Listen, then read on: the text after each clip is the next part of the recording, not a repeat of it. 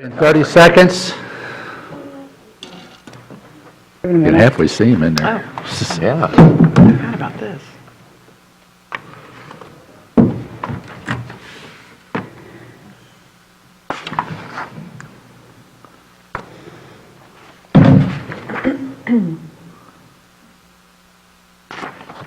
Mark.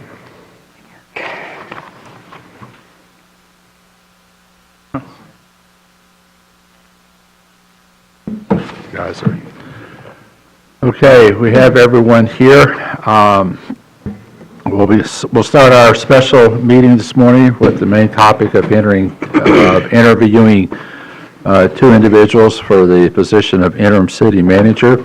I'd like to begin our meeting by acknowledging that the land on which we are gathered is the territory of the Ottawa and Chippewa peoples who have stewarded this land throughout the generations. We thank you for your strength and resilience in protecting this land and inspiring us to uphold our responsibilities to do the same. So with that, we'll get started. If you don't mind, folks, we had a second item that was on our agenda for consideration. Let's go, if you don't mind, we'll go ahead and take care of that.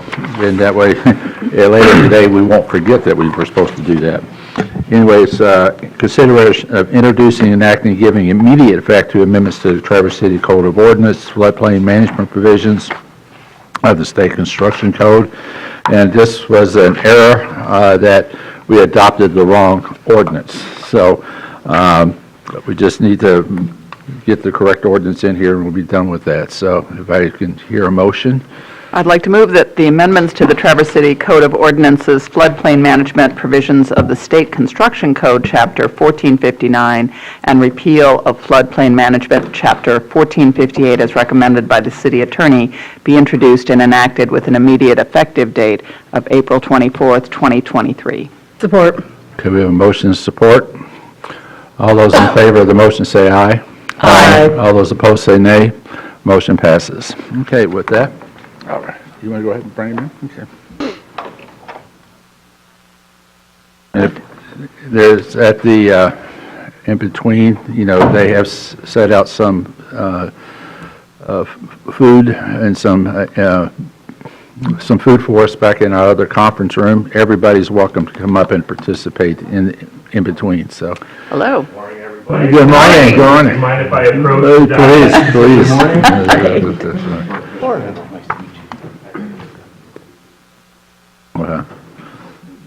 Hi, Nate. Hi, nice to meet you. Good morning. Good morning, Tim. Good morning, Mr. Mayor. Good morning. Okay. Morning. Hi. You too. Okay. I'm guessing. You what? I'm guessing.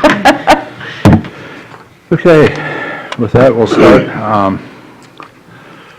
We thank you for coming to the interview and for being considered for this position. We appreciate you making yourself available to us for this early in the morning. Again, let's go through, we'll go ahead and introduce ourselves one more time. Mitch, we'll start down at that. Mitchell Treadwell, City Commission. Amy Shamrow, City Commission Mayor Pro Tem. Mark Wilson, City Commission. My Stanley, City Commission. Linda Colbert, City Commission. Tim Warner. It's a little silly, doesn't it? There's more people than us. Richard Lewis. Well, obviously. There's more people than just us on this dais, fellow commissioners. Okay, this interview is one. Wait, let me finish. Oh, we got to finish that there. Penny Hill, Interim City Manager. Lauren Sherville, City Attorney. Good morning, I'm Benjamin Marantat, and I serve as City Clerk. There we go. Anyway, for this interview, we'd like to get a better understanding of your skills and experiences. Your resume was quite extensive. We appreciate that.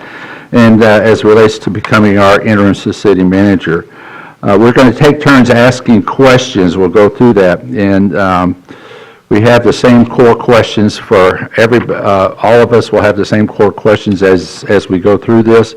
And there may be some follow-up questions as we go that way. We also are going to be taking notes, and these notes are for our purposes, but they are part of the record, I'm assuming, so we'll be turning them into the clerk when we're done. So we'll also give you a chance to ask a closing question of us, but do you have any questions right now, or would you like ready to get started? Let's do it. Let's go. All right. And I'll start, and we're going to go this way and keep rotating around, so. Okay, we did receive your resume. It is pretty impressive. Thank you. What do you consider your major accomplishments in your career so far? Well, I definitely appreciate that question, and it's hard to look back and just pick one or two. I mean, as you probably could see, I mean, in the grand scheme of things, my career has been relatively short, but I feel like I've done so many of the large things that a city manager of 30 or 40 years has been through. I had to take on in a very short window of time. Most of the accomplishments that I'm most proud of are in the city of Brighton, which I left almost a year ago. And I walked into a community that I had lived in for 12 years or so. By the time I took that position, I also did my internship there, so I was kind of familiar with what I was walking into. But during my time there, the challenges started to surface, and almost every conceivable difficult financial and personnel challenge I went through was there in just a short period of time. You know, I walked into staffing issues. I had folks retiring. I had folks that decided that, you know, after working for the same person for 26 years, they weren't quite ready for somebody new. And I also had my former mentor when I was an intern pass away within my first year, a very beloved community development and DDA director. So first and foremost, the thing I'm most proud of in my time with the city of Brighton was the team that I built. It was probably the hardest thing to walk away from when I decided it was my time to move on, was the team. I don't want to get like emotional about it now that I think about them, but it was just a really special relationship that I think that we had there. And besides that, it was tackling the big financial issues. They were in a position where for decades, capital investment was neglected. I think, without being too hard on it, you know, when 2008 and stuff came around, capital was the one to suffer, and you saw that in the streets throughout the neighborhoods. And we went through a very rigid process of relooking and restructuring our finances, making tough decisions, making staffing rearrangements and consolidation of positions, and ultimately we had to go out and try to sell a millage. So we went out and tried to sell a full Headley override. That did not work, but we had to go back and get revenues because the equation was, yes, we had tackled expenditures, but it was a revenue issue. So we got a 7-year, $2.5 million millage that was to be targeted towards residential streets. And so that was a huge accomplishment. I got to see they just finished it up, a downtown neighborhood that just finally got new streets, curb and gutter, after waiting for it probably for 30 years. Had been told it was coming and it just never came. The other thing that I thought was a big accomplishment is our pension and OPEB situation was very dire. I noticed that Traverse City does have some pension plans with MERS. MERS has not been the, I won't get into that, but MERS has created some challenges for communities, and our pension ratio kept going backwards, and we had to make some very tough decisions and went through some of the toughest negotiations that I've ever been through, asking for employees, police officers, general employees to bridge their benefits. That was the only way we were going to try to get some control over a unsustainable situation. So, and it created some challenging relationships, but we rebuilt those relationships before I had left. Now, obviously, after that was done, then COVID came in, so that kind of set us back a little bit on the relationship side. But I would say those would be some of my finest accomplishments. Obviously, there's things in Farmington Hills I was proud of as well, but I think the most relevant ones would be those. Thank you. Mr. Warner? So thank you for that. So what do you see as major challenges for Traverse City? And that can be over the next year, over the next decade, whatever frame you want to look at. Well, I told myself when I came to this interview, I'm just going to be 100% completely honest, because if you're going to bring somebody in here in an interim role, there needs to be an open and honesty and of discussion. Your number one challenge right now is trust. And so I see that as being the primary focus of the interim city manager, is to try to rebuild a level of trust between lots of different parties, not just amongst the commission, but amongst the staff, the staff to the commission and the staff with the community. You know, the way everything was kind of played out in the press did not do anybody any favors. And so that is where I see the number one challenge of the interim manager, is to work with the commission and with staff and the community to rebuild that trust, ultimately trying to set you up for a successful recruitment process. I'm not sure how much everybody pays attention to what's going on, but in the municipal world, finding high-quality candidates, not just city managers, but one of the other vacancies right now, trying to find a finance director is like finding a needle in a haystack right now. And so trying to figure out how we balance and bring in and fill some of those positions. I'm personally not a huge fan of interims making long-term staffing decisions. So we'll have to look and talk with the staff and discover, okay, what position can wait or which can't wait. But first, we need to work on building that trust, building that team back up, so that we're ready to accept new folks into this organization. Quick follow-up. Yes, you may. So a quick follow-up. Thank you. I appreciate that answer. Any thoughts on, addressing specific to the city commission and essentially our approach to governance? So say you are selected in your interim capacity, would you see like bringing in outside expertise to help us look at our approach to governance to actually address, to give the public some assurance that whatever it was that happened isn't going to happen again? I have somebody in mind that if the commission was open to it, I would love to have her come up here. I'm working with her to do a workshop in another community right now. Obviously, I would not do it under my company. She works with others as well. I used her in Brighton, and it came across very well. The challenge is whenever you do something like that, there's got to be a commitment to stick with it and to keep working at it. I mean, having a workshop or a facilitated conversation is all well and good, but if there's not the commitment to sustain those efforts, that's where you really need to do that. I think she's really good at that. I'd love to introduce her to the mayor and commission and see if she would be a good fit. Also, depending with the buy-in from the city attorney, there's ways you can structure that conversation so that it's a workshop. It's not where you're deliberating policy or anything like that. You have the ability to go to workshops and to train and go to MML and be there as a quorum and all that stuff. It's the deliberation that causes an issue. So if the city attorney is in agreement with that, we could arrange something to get you guys into a workshop. It's built on the 5 behaviors of a cohesive team. It's probably a recommendation that I would leave for your new city manager to do with the staff as well. That was one of the recommendations I left behind when I left Brighton, was we made sure that those dollars were left in the budget so they could have the same type of facilitated workshop and training on team building.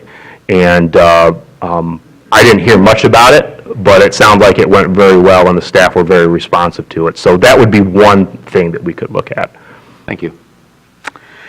So I'm curious about a few things. One, why is your company called Double Hull Solutions? But more importantly, why are you considering a temporary position? You have your company set up. What motivates you to try and step in here? Well, there's a few reasons. I was thinking about this morning. I was like, man, I hope they kind of asked me this question because it's perfect. I mean, you guys are in fly fishing country. Is anybody fly fish up here? My husband. Okay, we have one. Okay, so what's a double hull cast? I'll let you explain it. Okay, so when I was setting up my company and talking with folks about, okay, what am I going to name this thing? The most common recommendation was don't do something generic. Don't do Geinzer Government Consulting or whatever it happens to be. Pick something that's unique, that kind of speaks to what you're trying to do. A double hull cast is used in a couple different ways. One is to reach your fly farther, especially when you're using a very heavy, like warm water fly. I hope I'm not talking over everybody's head, but the idea is to get your cast out there further. And then the other thing you use it for is a double hull cast is to cut through the wind. And when I really started to think about this, I'm like, this is a perfect analogy for what I want to do with governments. It's help governments reach further, cut through the challenges of the winds of change, the winds of pushback from the community or pushback from others, and really try to cut through that. Ultimately, depending on what this commission decides and what the comfort level is, I would like this agreement to be with and under my company. That's in part why I built this, because when I left Brighton, I said, I really feel like I've got a lot more to offer other communities, and I wanted to provide myself to others through my company, ultimately growing and building out and bringing on people and things like that. But that's kind of the background. I saw this as an opportunity to help a community. Traverse City in the city management world has always had a bit of a reputation of being a little bit of a challenging place to work. And I left and built my business because I wanted to take on new challenges. I wanted to push myself outside my comfort zone. I wanted to take what I've learned in building teams and building trust and do what I could to help communities going through a transition. And so that's why I'm here. Great, thank you very much. Absolutely. Appreciate it. My husband's a fly fisherman, he'll appreciate that. All right. Have follow-up? I do not. Okay. So of the many skills and experiences that you bring to the table, what would you say is your greatest asset to help Traverse City during this leadership transition? I think first and foremost, it would be my ability to build and work with teams. I'm not a micromanager. Micromanagement is actually something that gets under my skin. Everybody's always working on something, right? And patience is one of mine. And I try to take things that affect me and affect my ability to work and put out a good work product, and I try to apply that to the people that I work with. I don't know if this question is going to come up, but oftentimes in a leader or in an interview, you get asked, are you more of a manager or are you a leader? And in this world, you have to be both.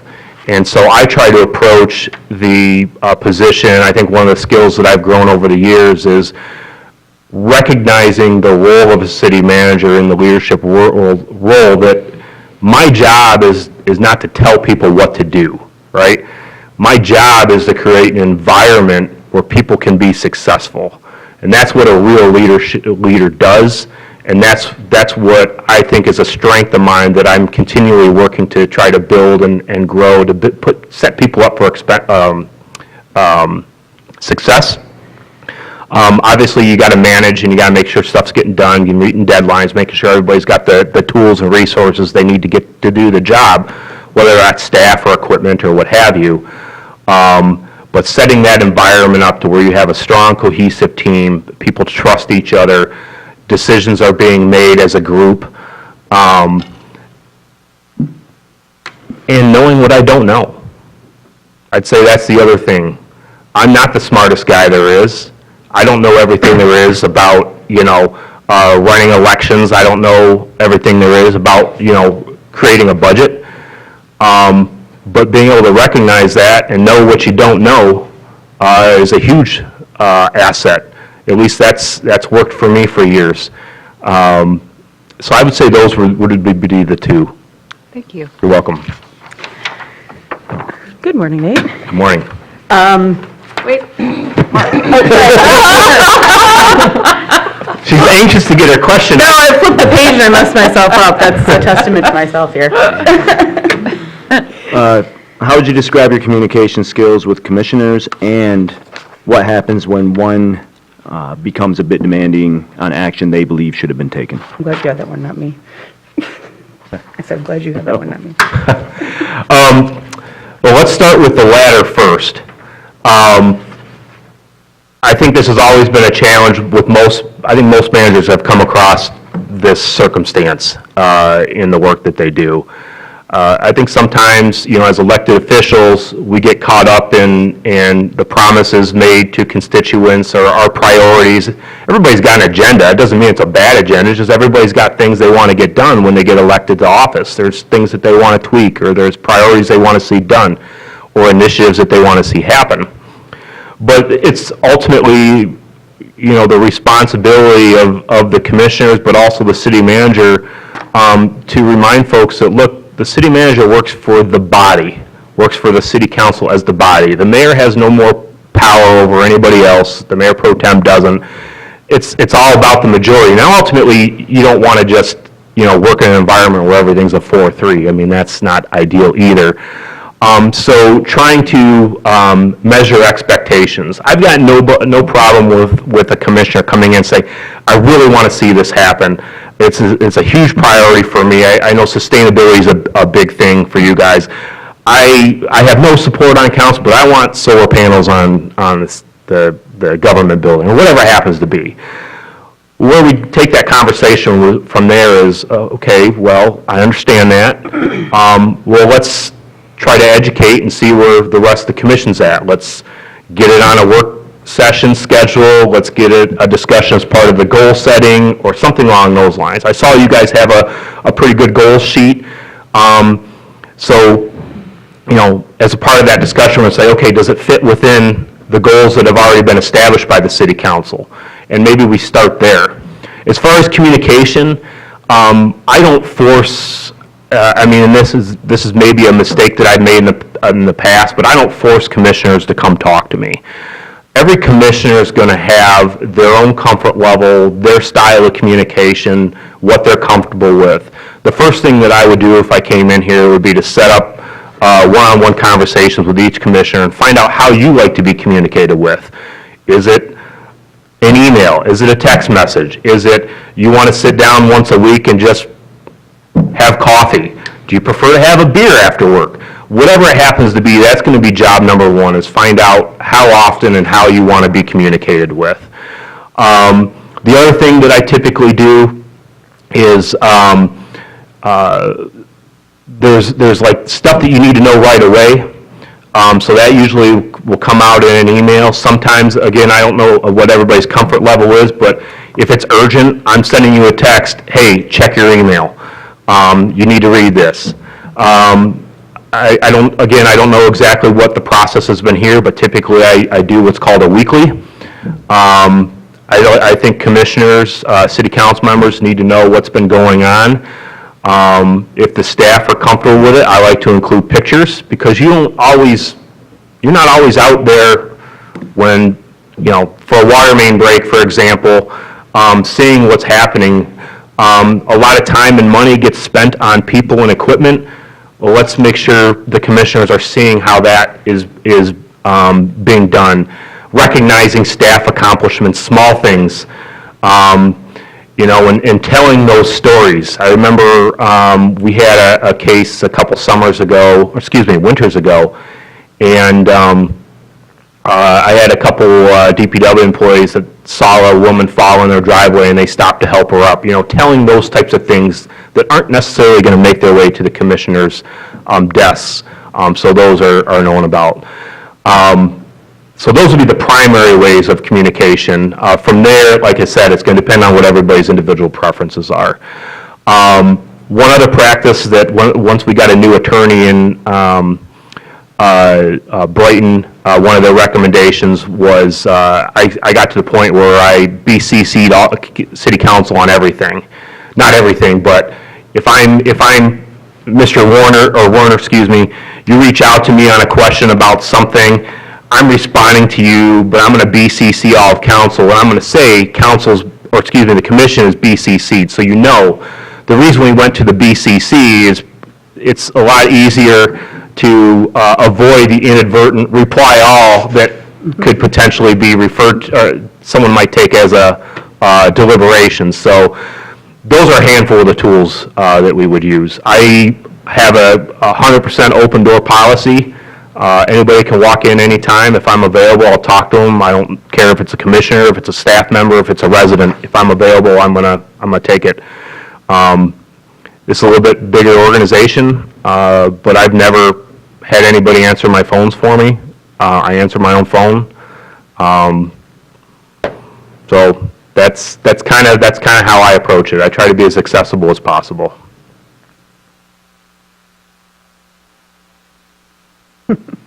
Now it's my turn. In previous interim or management positions, how have you worked to ensure that previously started projects continue moving smoothly and are completed in a timely manner? So I think with this position, the last interim role I did was housing director for the city of Northville. And I had an opportunity to meet with the outgoing director. She gave me a list of the things that she was working on. I like to get my hands dirty. I like project management. I like writing RFPs. I like, being on the ground and working through things. I think that's a strength of mine. Ultimately, I would want to meet with, primarily to start with, Assistant City Manager Hill to find out everything that's going on. I mean, I've done my due diligence. I've got what I see as happening as being some of the higher priority projects to keep tabs on. But I'm going to find out from Ms. Hill, where is it that you want to focus and where is it that you need me the most? And I'm assuming other staff are going to have their ideas as well of what they need most from me. I like to be out there on projects. I know you've got bridges under construction. Depending on, again, what's needed, I have no interest in that's not what I was trying to say. I have no problem participating in construction meetings. I've built a $10+ million city hall. That was my project. I know construction meetings. I know what to look for with workmanship and all that stuff. A bridge is a little different, but I think that's a strength of mine, is project management. So I would look forward to that. And just making sure that staff knows that, look, if there is a potential delay, if there's an issue, we found a buried car that's going to set us back a week, or we found contamination or whatever, that they know that, okay, I need to know about that right away, because now we got to work on, working with DEQ and figuring out remediation or whatever it happens to be, and working through those steps with them to kind of diagnose and identify, what changes do we need to make to get back onto the critical path to get to that deadline. And if I can ask a follow-up really quickly, you said you'd work with Penny, who is our knowledge source here, to figure out priorities, but also that you'd want to work with the department heads or, on prioritization of projects. So how would that process look then? I think we have a very good staff. I don't think they would get into saying, me first. But then how do you, as an interim, disseminate, as well as with the help of Penny Hill? Well, I think there's a number of different ways. I don't know exactly what order I would do this in yet, but I'm going to sit down. Normally if I was coming in for a permanent position, I'm going to do my best to meet every single staff person here.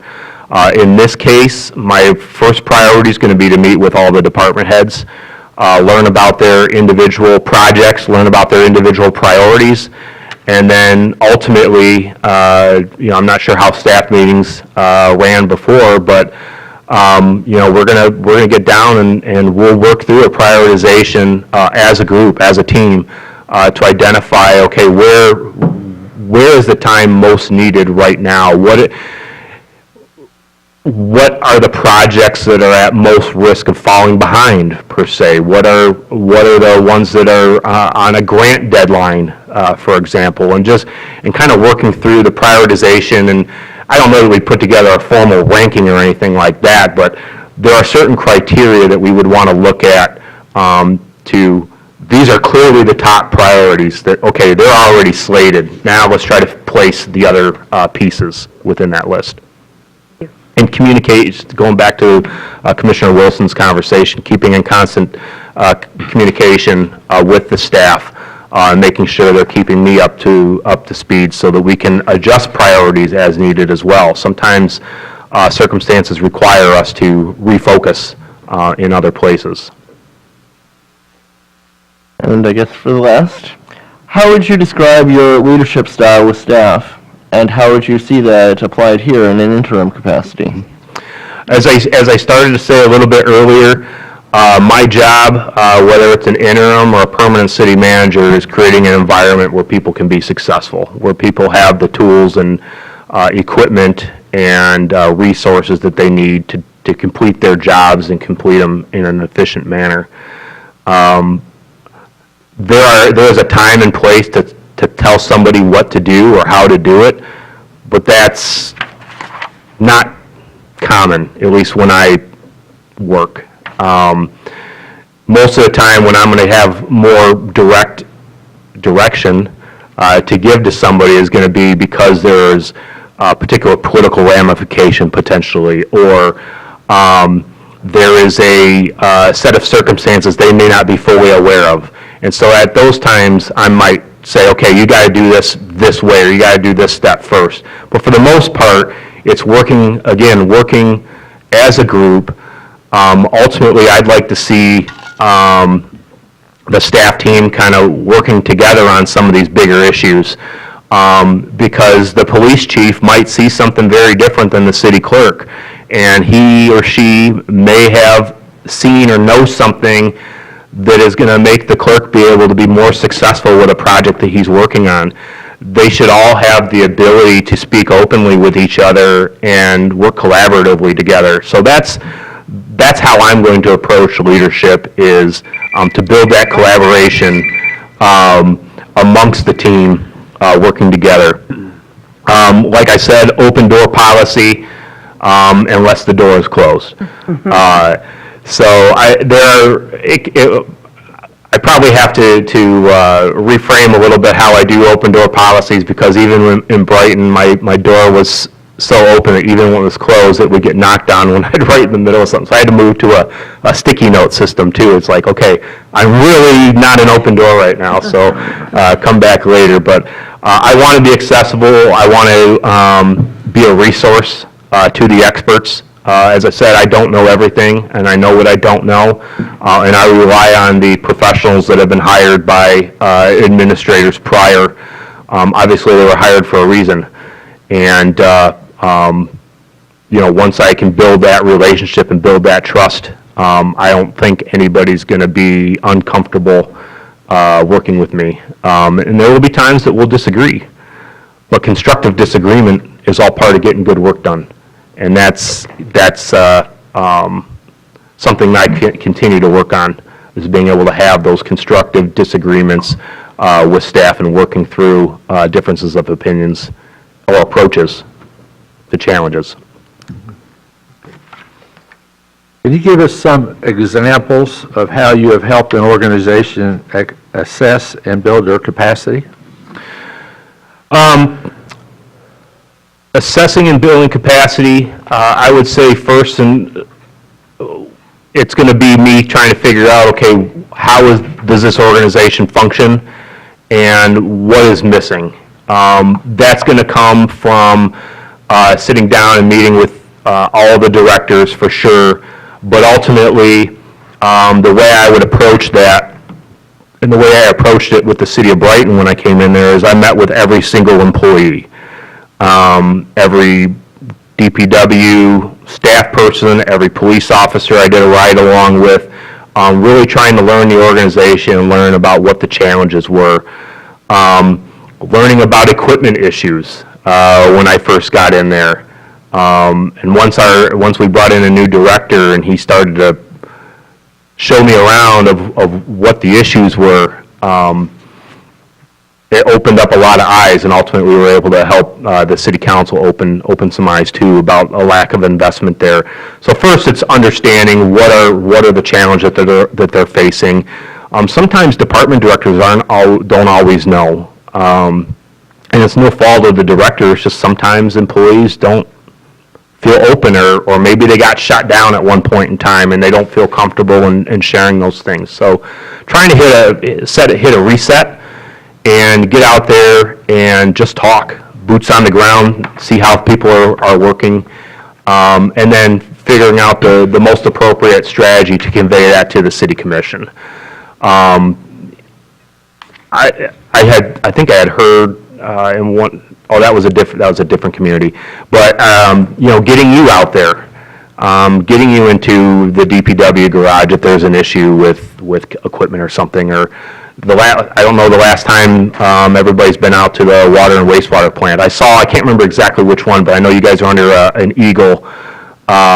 Is it the water or the wastewater plant? You've got some big work coming from wastewater. So, I'm assuming that's going to cost a lot of money. Well, let's get the commission out there. Maybe it's already been done. Well, let's get the commission out there to see it firsthand. It's really important because utilities are one that oftentimes go unseen until you have the water main break and your water's not working, or the toilet's not flushing, or whatever. Making sure that those are visible.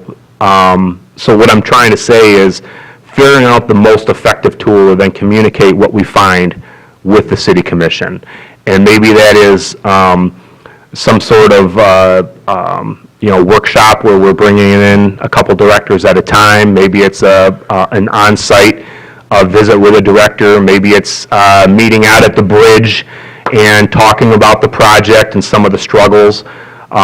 It's going to depend on, again, everybody's comfort level, everybody's level of accessibility and availability of time.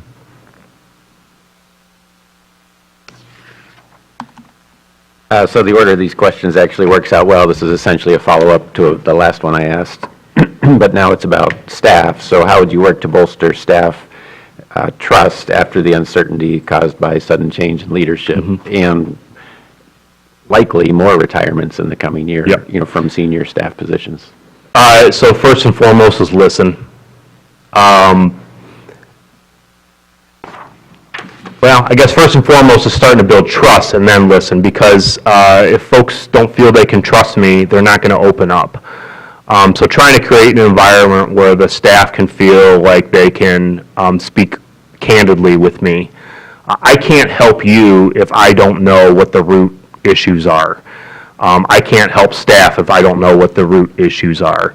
And so ultimately trying to build that environment where I can sit down and I can listen and talk through what the needs are, talk through what the challenges are that they're seeing, where are the relationships strained, which ones need the most focus on rebuilding, and taking the staff through that process, whether it's 5 behaviors of a cohesive team, or it's we're reading a book together, or we're going out and we're going to have a social hour. Those are the types of things that I really enjoyed doing with my staff, because that was one way to build trust.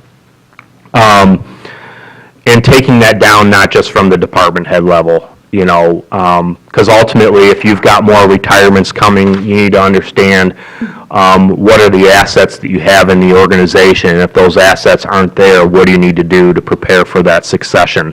Is it training? Is it when you're filling a vacancy, looking for a certain skill set that can be built on to have somebody ready to take those positions?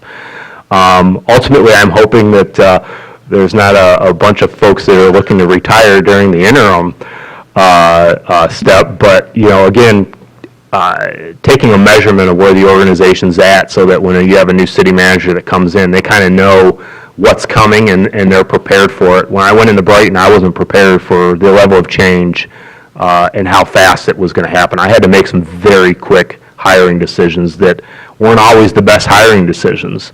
Now, looking back later, I've developed a strategy for filling positions that works very well, and it helps, I think, make sure you bring perspectives to the decision-making process that you might miss.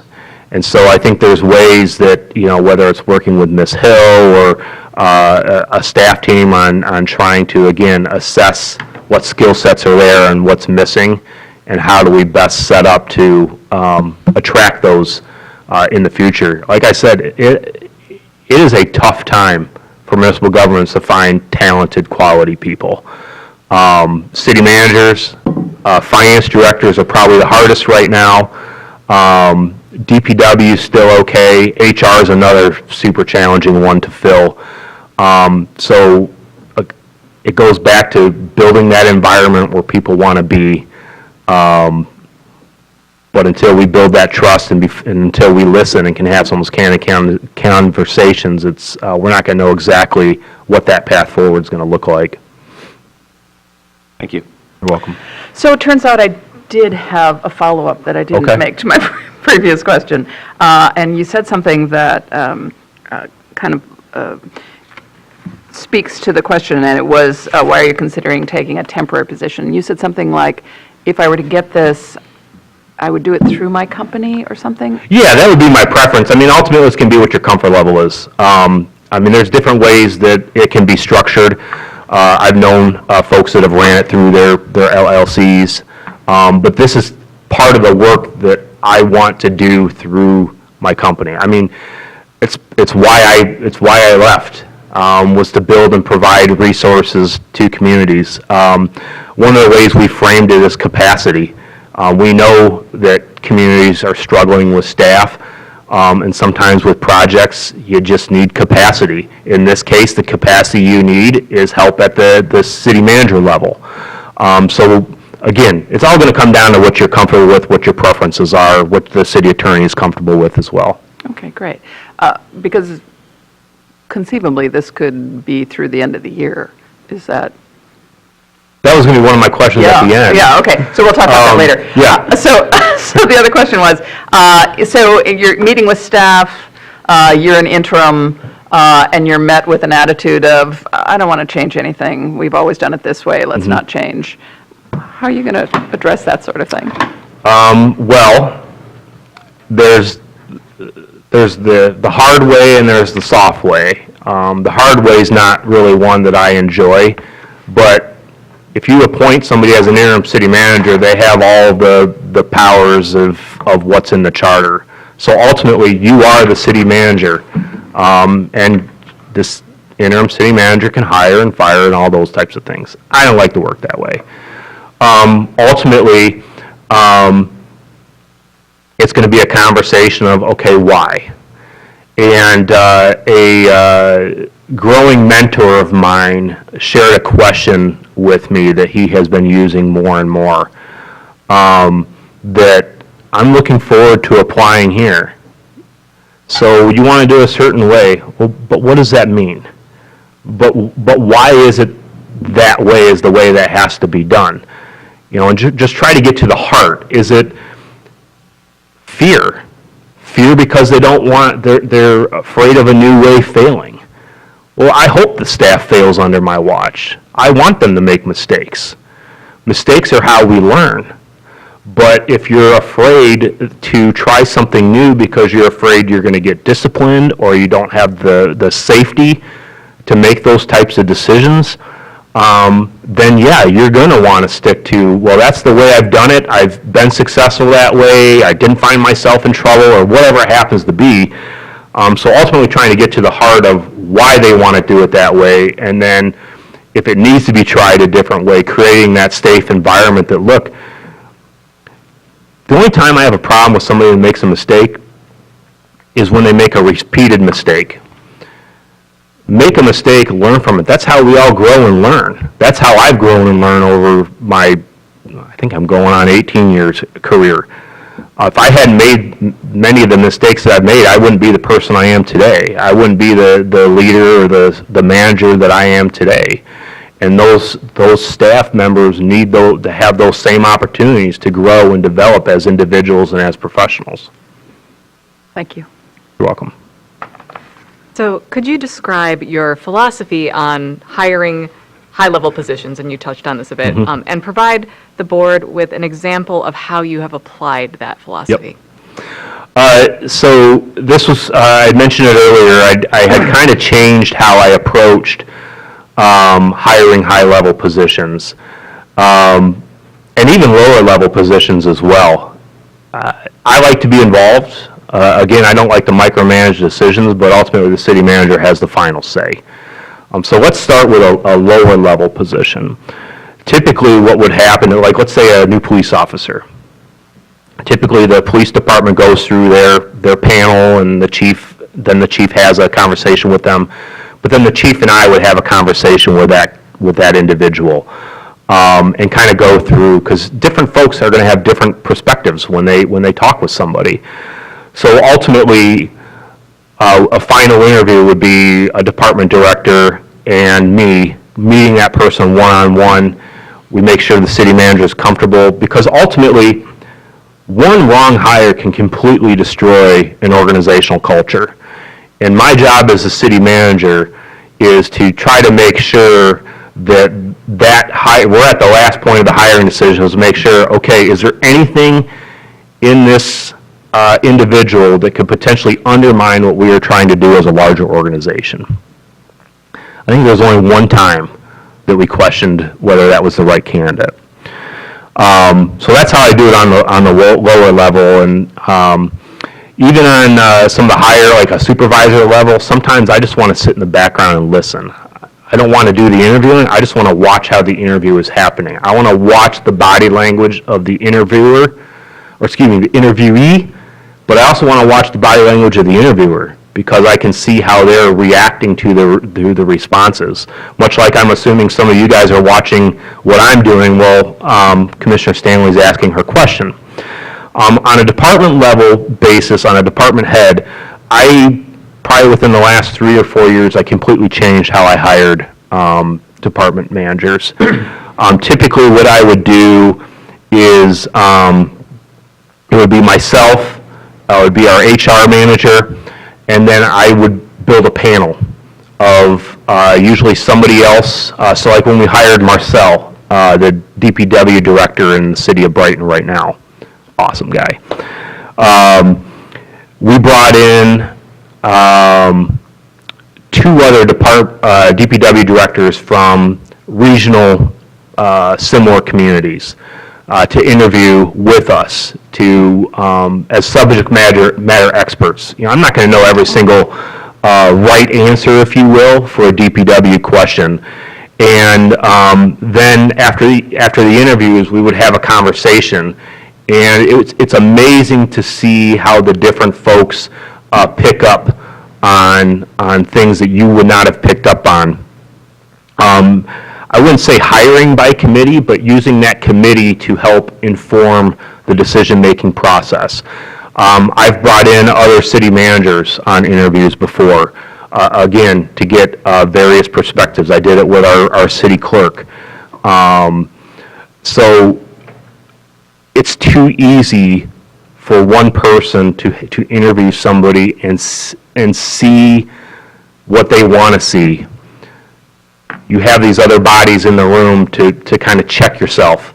And so that's how I've done hiring. And if we needed to make a hiring decision, you know, probably the most pressing one that I can see based on what little I know about the organization is maybe the finance director can't wait.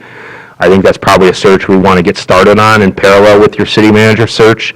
And that's how we would do it. I mean, maybe if the timing all worked out, you're going to have your new city manager and they can make the final decision potentially. But, you know, I've known Ms. Hill for many years. I've got a lot of faith in her. You know, you get the staff involved at a certain point as well. And, you know, that one I would feel comfortable that we could probably make a good hiring decision, even if it had to happen before a new city manager. Police chief would be a little bit different story. I would have a harder time. I would prefer that we would, you know, see if we have an internal candidate that could serve as interim until a new city manager can decide. And that's, again, what I did in Brighton. We had an internal candidate. I put him through the process that I wanted to use. I vetted him, and I left a recommendation behind, but he was interim until the new city manager was selected, and they made him the permanent police chief. You're welcome. What are the biggest challenges you face as interim city manager? I know I sound like a broken record, but trust. It can be hard for folks to get comfortable in an interim environment, and maybe be willing to try things different under an interim, because they know the interim is, there's an end date. And so, do I really need to listen to this individual? Do I really need to do what he says? Do I really need to trust? Do I want to take the risk and trust this individual because they're not going to be my long-term supervisor? I think that's going to be the biggest thing.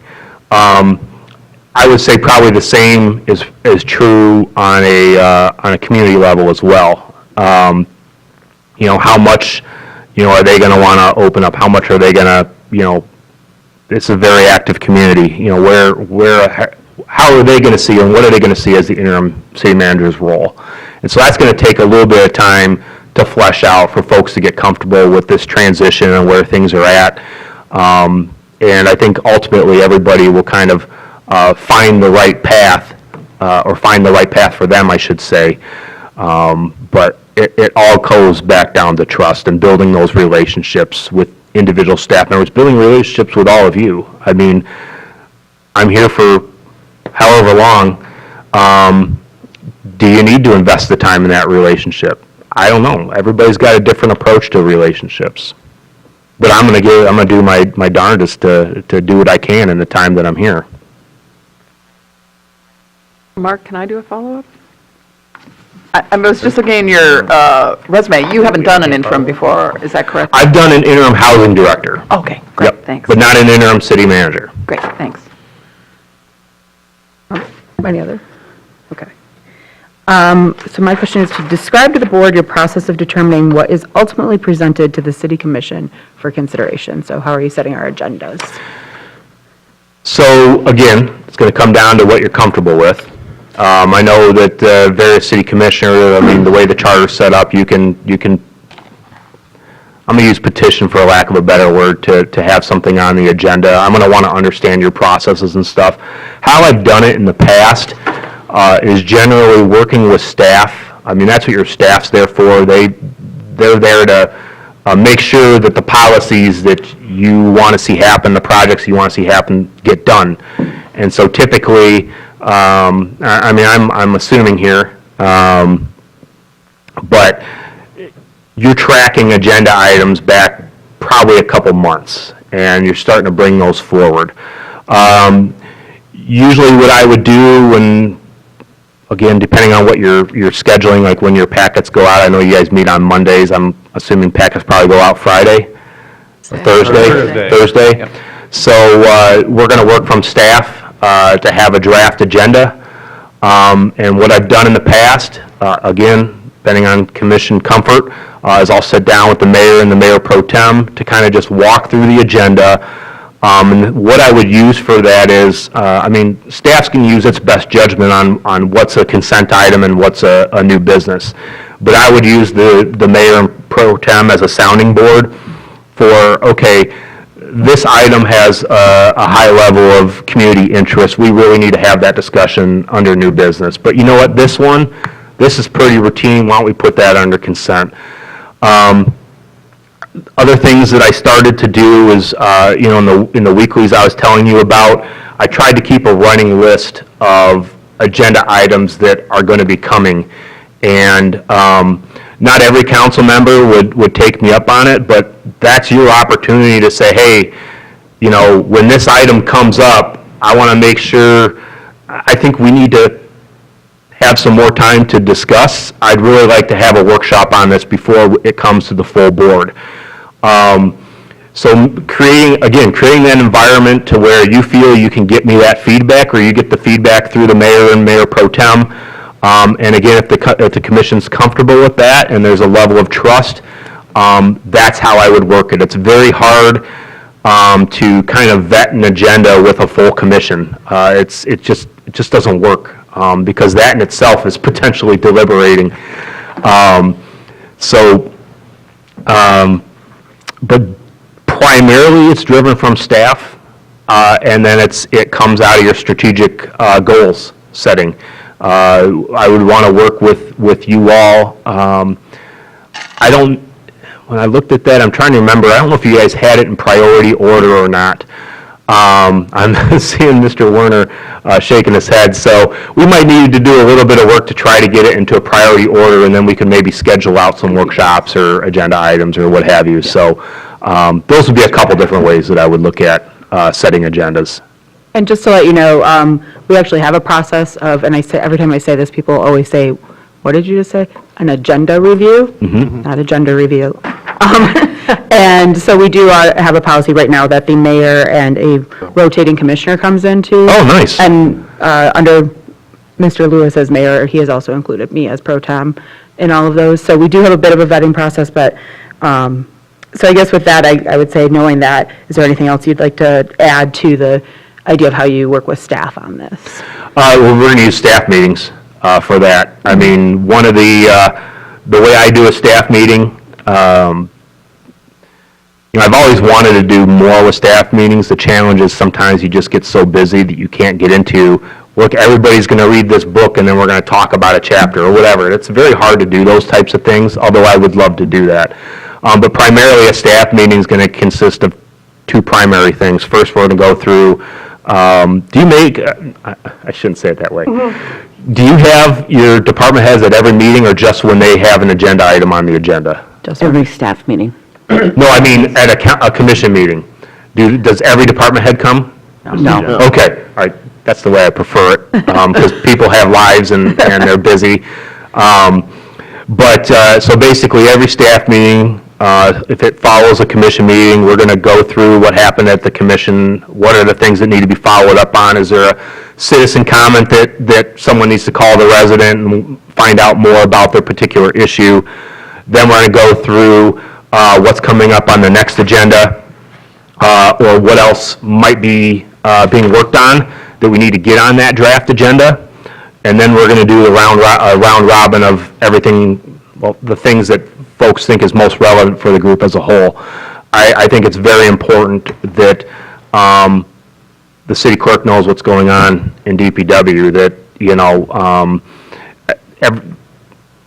it's a lot easier to serve the public when you have a broad understanding of what's happening outside of your department. And that's also where we can kind of talk through those agenda items. I've got some background on this that, when we go to write the staff report, we want to make sure we address these questions and working together to anticipate commission questions or community questions so that whatever department director is writing that staff report can address those right there. It's not that we don't want the commission to ask in public, but the more that we can address right then and there is helpful. And then in the staff meeting, but then also with the process that you've laid out, potential surprises. There's rumblings in the community on X issue. We're expecting a large crowd. How do we want to be ready for that? Talking through so-and-so wants to come and ask for a resolution on X. Is that really the role of the city commission or not? Kind of vetting some of those things. And then we can always reach out to the commission as a whole if there's additional feedback that's needed on, maybe something that's a hot button issue. And at that point, it might be, look, the committee or whatever you refer to it as, hey, Nate, we need you to follow up with the other commissioners, talk through this issue a little bit more. It's not ready for city commission. We need a little more time to work on this. That's how I would use it that time. Great, thank you. You're welcome. I guess finally, what questions do you have for the board? Okay, so I was going to ask a little bit about the time. Yeah. I've seen what's in the paper on the search process. It can happen as short or as long as you want it to take. I'm not looking to be here forever. You will not see me as a candidate. This is not a foot in the door type thing for me. I'm here to help you through this transition. Ultimately, I think 6 months would be probably about the longest I'd want to do it. And I think for what I'm observing, I don't think you want it to take that long. I don't think you want to drag this process out, not with everything you have going on. I would suggest to you, though, that I will make sure that I'm here until you are comfortable with your selection.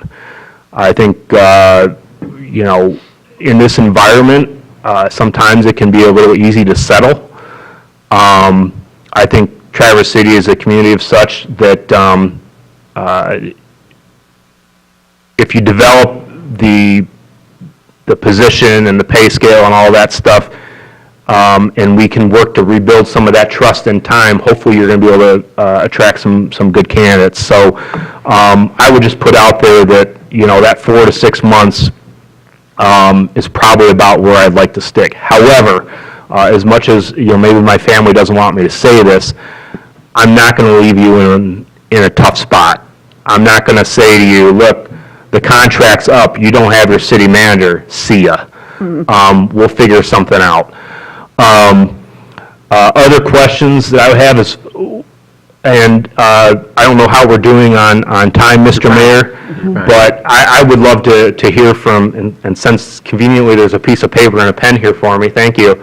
I'd like to hear from the commissioners what you want to see from an interim manager, and if I may, I'd like to ask the staff that are here what they'd like to see in the city manager, what they need from an interim city manager. Start with Mitch. Art? Mitch back. Well, greater sense of continuity, even as the interim position is changing. We've got various projects that are underway, and even as we may see staff retirements or other positions, there needs to be some stability through the transitional period. Thank you. Give him a minute to take notes. Actually, I appreciate that through, one of the issues when I looked at the questions was I didn't see a lot pertaining to staff, a lot pertaining to us as a board, which of course we are the decision makers, but staff's out there doing the work every day. So that's my main concern is that, and I heard that referred to in answers even when it wasn't being asked, of how are you going to work with staff to keep things moving, to show that you value them, and to encourage that collaboration that I heard you mention several times. So that was very appreciated. But that's really what I'm looking for, is someone who's focused on, yes, we're here, we're your boss, but Yep. but who the people who are the staff, the people who are doing the work and making this a good environment for them for however long you're here. Was there a kitchen? Not much. No? Pretty sad. Pretty sad? Well, one thing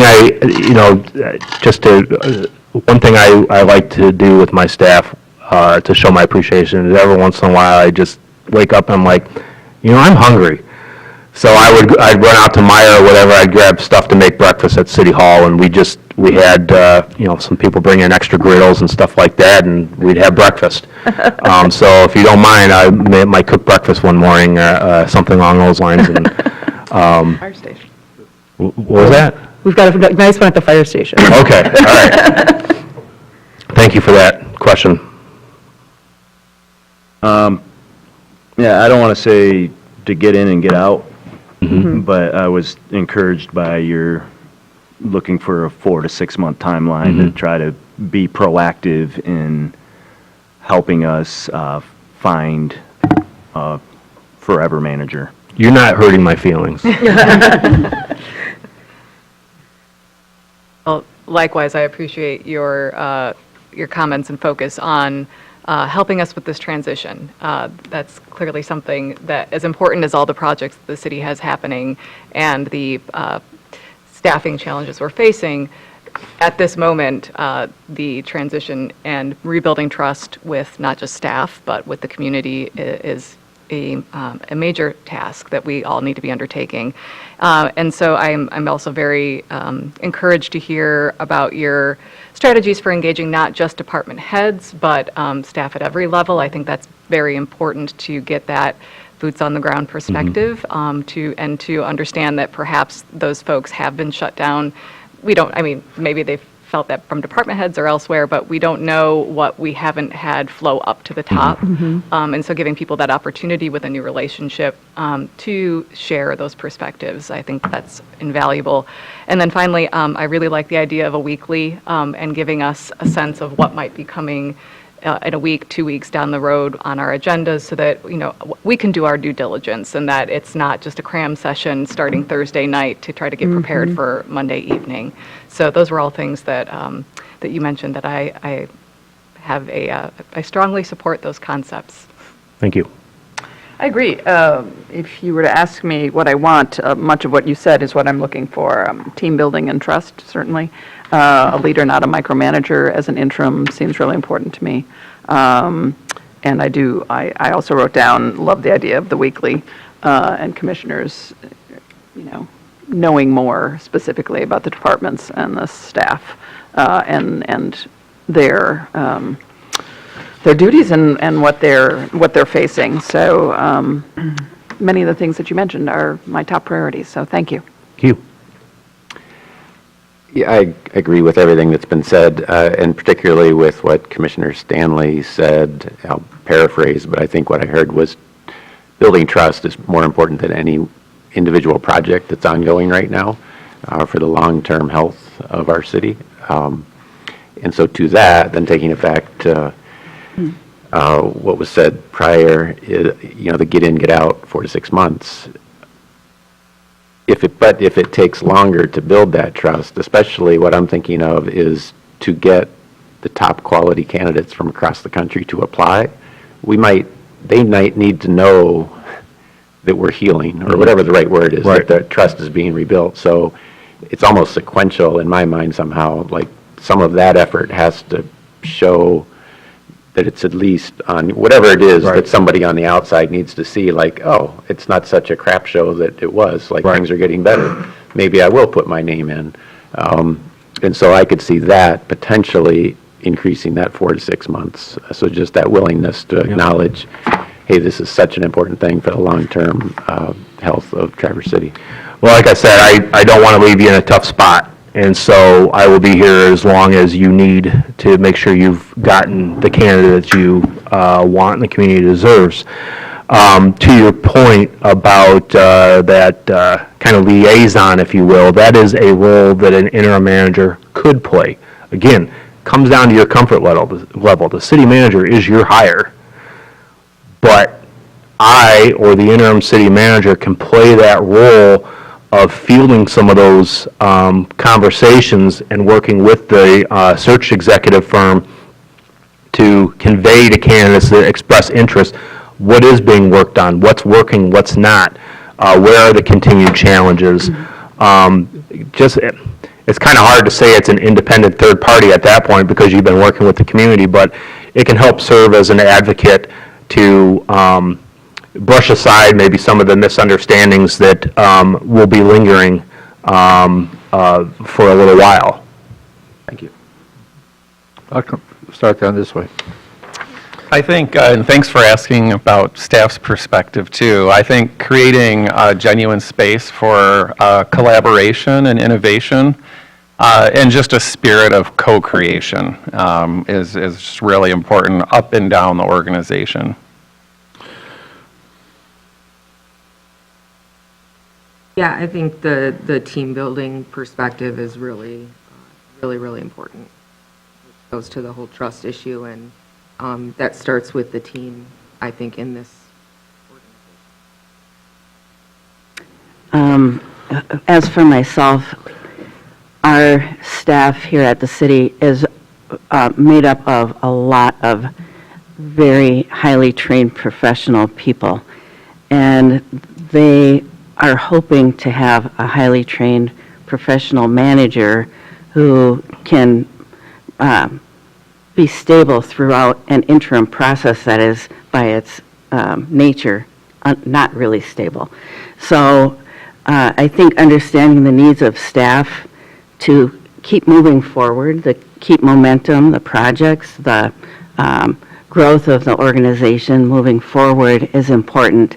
and really supporting staff with the city commission. I like your idea of the 5 behaviors of cohesive team. I just know at another community, we just had an individual from our community come up and do a team building exercise with 4 different organizations. And just sitting through it, I was realizing how much we are missing. So bringing, not just us, but all of us, and bringing that together in a workshop, study session. You call them workshops, we call them study sessions. They are not decision-making, they are ways of doing this, having a conversation, having a dialogue. Yep. And I truly like study sessions because they're much more relaxed. It's more freewheeling for, exchange. So I like that. So you also know the RFP out for the search firm is out, so hopefully sometime by mid-May or thereabouts, we'll be ready to make that selection. So the process isn't waiting, it is moving. So hopefully it won't be 6 months, but thank you for willing to hang in there. Yep. Hopefully it'll be sooner, we shall see. But I think even though we will be having elections in November, some of us may be here, some of us may not still be here afterwards. But going through that workshop, 5 behaviors of the cohesive team, I think would be beneficial even right now. And so I just think it's help as we move forward. So, and I also appreciate that I think you already recognize what is probably the most critical hire that we, on the department head level, that needs to take place, but everything else just kind of hold off for the next manager. I do appreciate that. It's a good philosophy because that's the individual. They'll have to work with that individual. So, Well, whether you hire me or not, I will make sure I get Nancy's information up to you all. I'll get a proposal up and share it with I can send it to all the commissioner, I can share it through Penny, however you'd like to handle that, but I'll get you her information. best to go through Penny.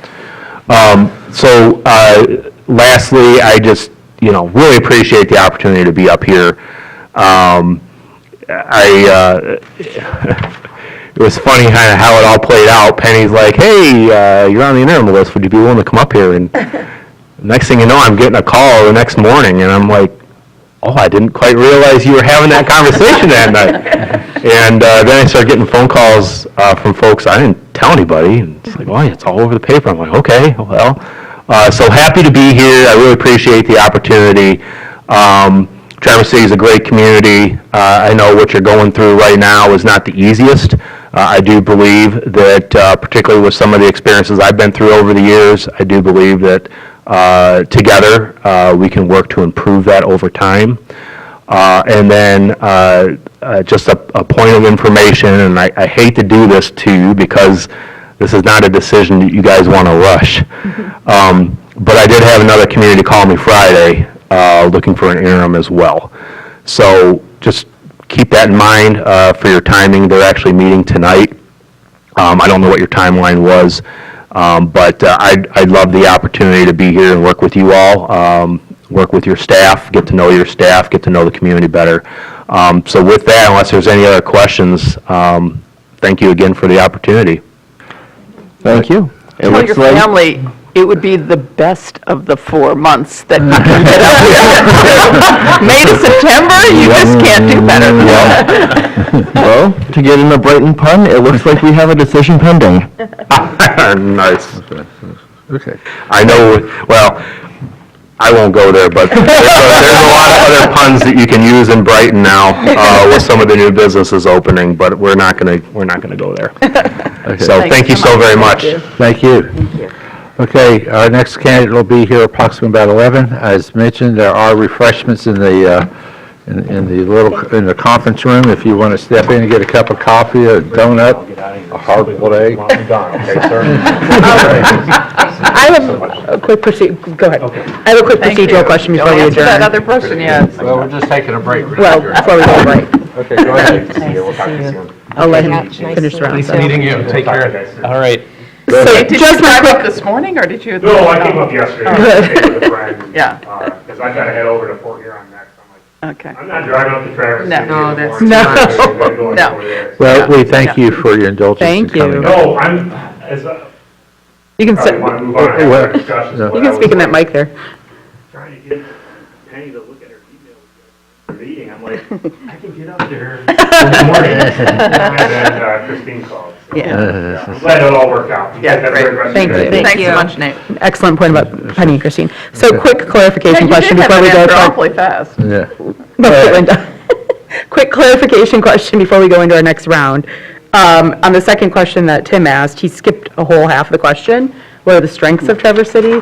So in fairness, should we leave that out for the next candidate too, or, What are we asking in the same order next time? I don't know, that's Yeah, what I'm I was going to asking. go the same I'll way. ask the Yeah. same question. Okay, that was my question. Should it be the Okay. same and leave out the strengths? Okay. All right.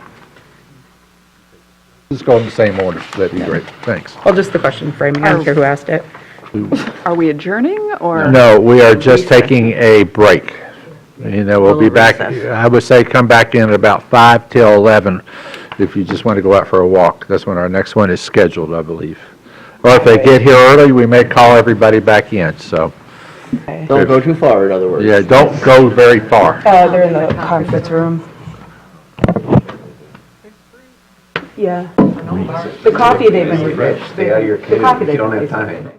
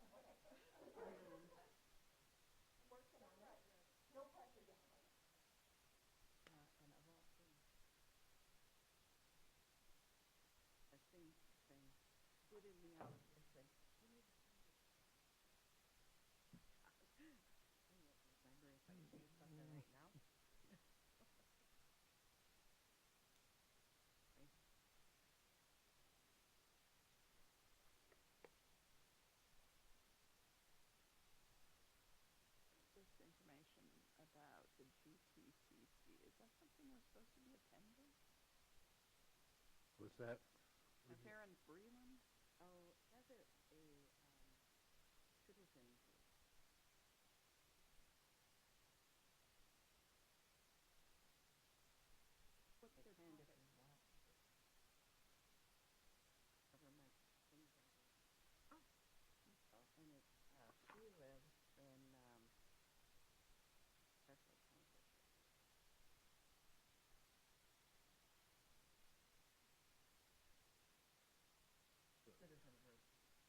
Yeah.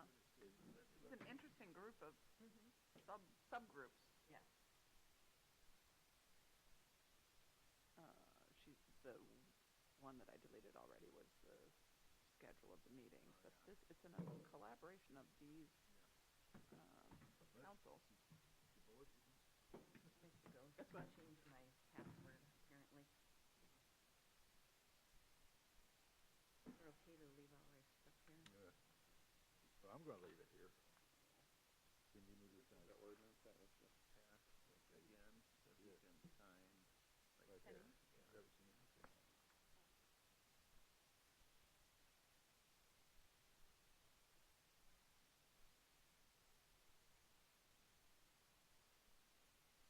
If we make a decision on which candidate we want to do, and then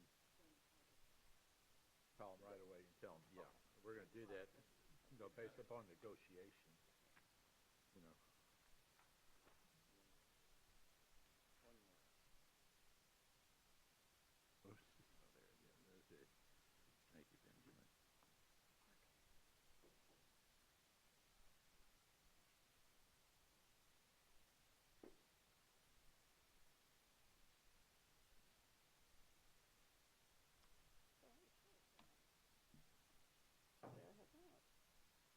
I just left mine in the other room. I put it out there because I was sure I turned it off.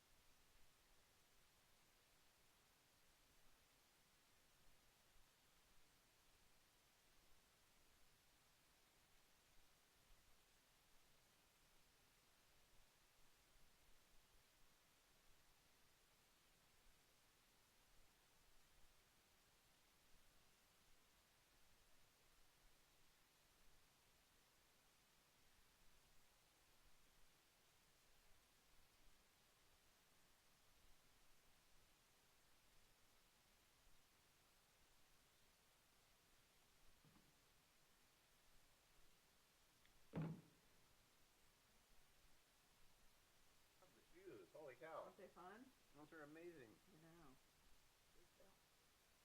Here in town.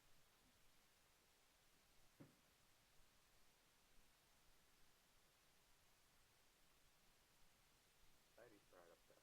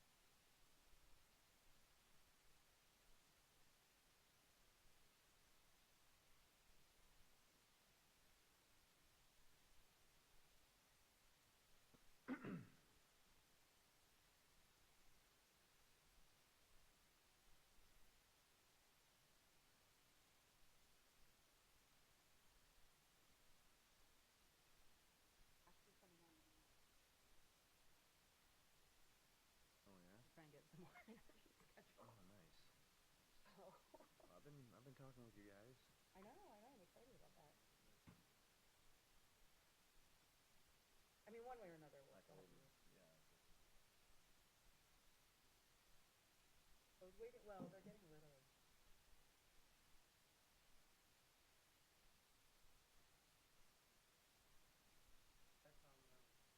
We'll start at 11 o'clock unless our next candidate shows up early. We may start a couple minutes early, but if the people at home are waiting So I think till that 11, we may have to wait for them, so.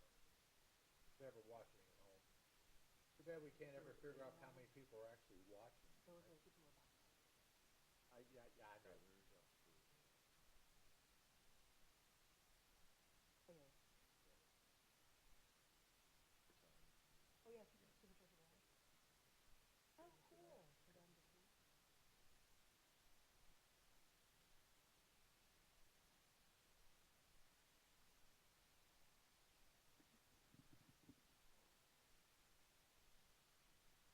I have one that I've done.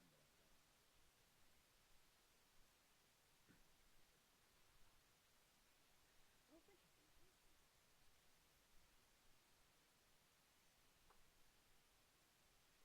Jim would be into that. So there's like home birds that's in the actual. Here's the thing, Jim's the one who like kind of looks at a lot of that stuff, so he wouldn't mind the home birth. Although he is the one who passed out when her first child was born. Oh. His wife was like, Becky will still mention that to this day. Becky, you know how California is. Becky's shorter than Adam. She's like, I was gonna bring this baby, and you're gonna pass. So anyways, he gets I feel that like off. there should be some other. Yeah, yeah. And I think here's the thing: if you send it to both of them, but Jim and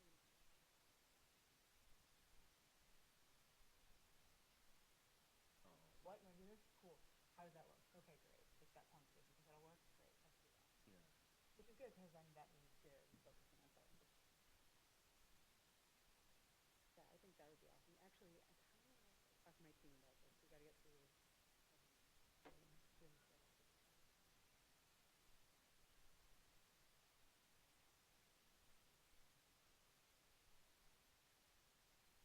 Jim's tax or something. They might need to learn how to do this.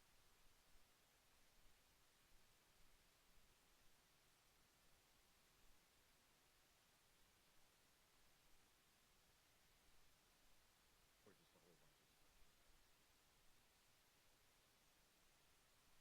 Right, like I know how to make reels using like pictures of like book covers and stuff like that. Played around with that when I was on vacation.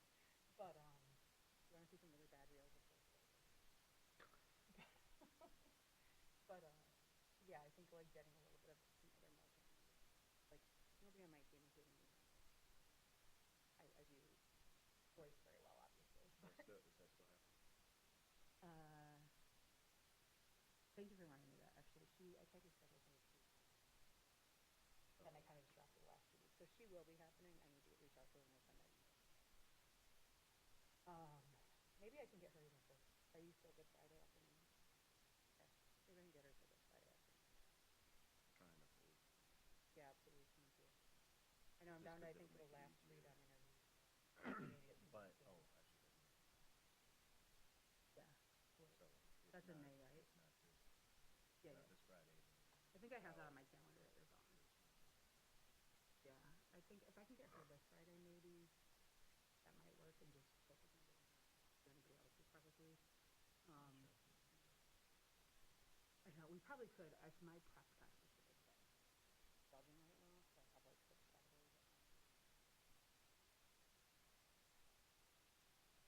I at least read go over the book usually. I read a lot of them actually because they're the winners. But sometimes I have to refresh my memory. Like hers, I probably could do easily because it's oral and it was her art and that she wrote during lockdown. The year time stood still or something. Essay? When time stood still or something. Yeah, the year the world stood still.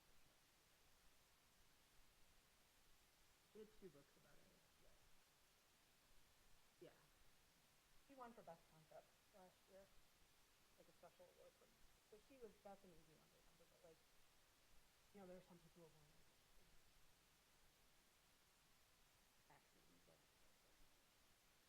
what was it,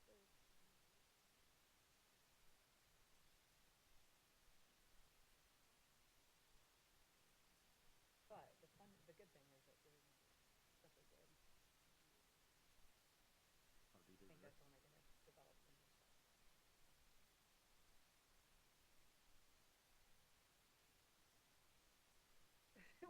What's it say at her book I is said, about? no, I said write a podcast outline for the rules stood still. Yeah.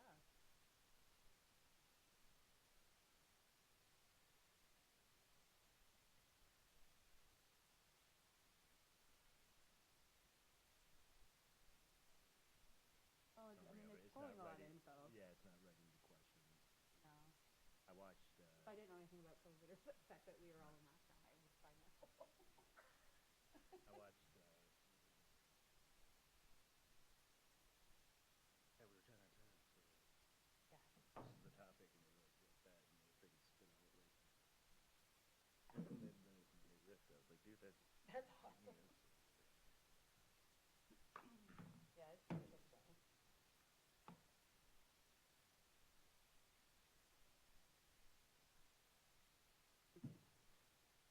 So that shows you I don't check my emails when I'm at Well, and I did like that, like, Christine was just like, I'll just talk about this call real quick. Well, I was surprised that you responded to an email I sent you at 11:30 p.m. on Friday. Yeah, don't do that. yeah. I would Sometimes say, it just okay, I'll happens. send it, and she'll check it Monday morning or Yeah. sometime. I believe Kim called, but I don't know what the result was. So let me just check.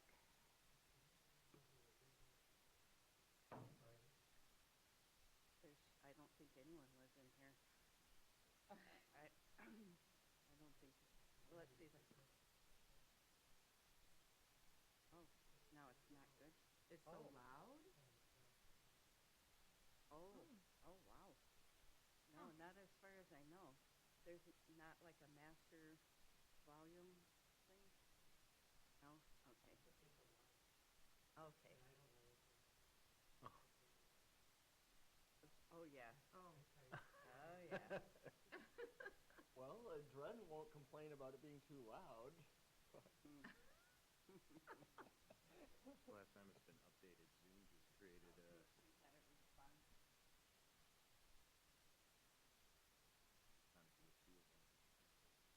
clip free. Basically, I have built-in numbers.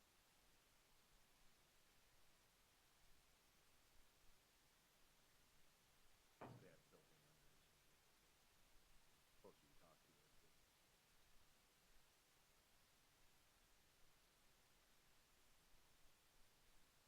You could say whatever, and I would be like, absolutely, totally, right on.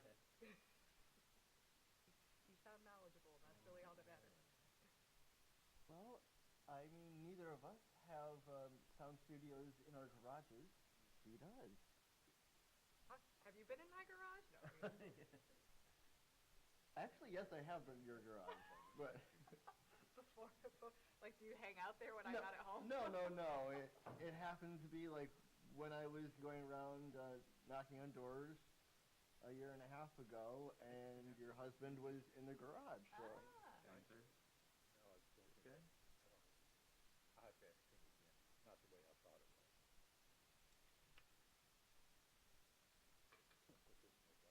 And I'm not ruling out the possibility that they could have built a sound studio in the last year, but... During COVID, we built an outdoor bar on our patio, Yeah. but we did not build a sound studio. Yeah, the guys are, guy, I never gonna get it right. doesn't look hard. It is. If it's German, you pronounce the second. Yes, Vowel. it is the second vowel. That's right. I took one semester of Spanish to get through high school. So it's- Can I put in a request for, in the future, for ambidextrous three-ring Brian binders? Myself and my fellow left-handed commissioner find these very challenging. I always take, like, when it comes on a thing where it's clip at the top, and turn it upside down. Yeah, Oh, we can't. yeah. Do they That make wasn't such very things? Do they inclusive make of us. such things? Yeah. Really? I learned something today. binders came in one format. I learned another thing this morning. I was walking up the stairs with Zach from engineering and his kids from 4-H. You know they tattoo the bunnies? I did not know that. I didn't know. They had what? They They tattoo the... tattoo them in their ear. Yeah. So they know who they belong to? I think they get a number or something. bunnies. Bunnies. Well, I knew I mean, about you horses, but I You didn't. can use an ear clip or Oh, ear clip. tags, No, but he's like, we got all this stuff going on with 4-H. We got to get the bunnies tattooed. I'm like, That's a weird sentence. yeah, right? I didn't know that was a thing.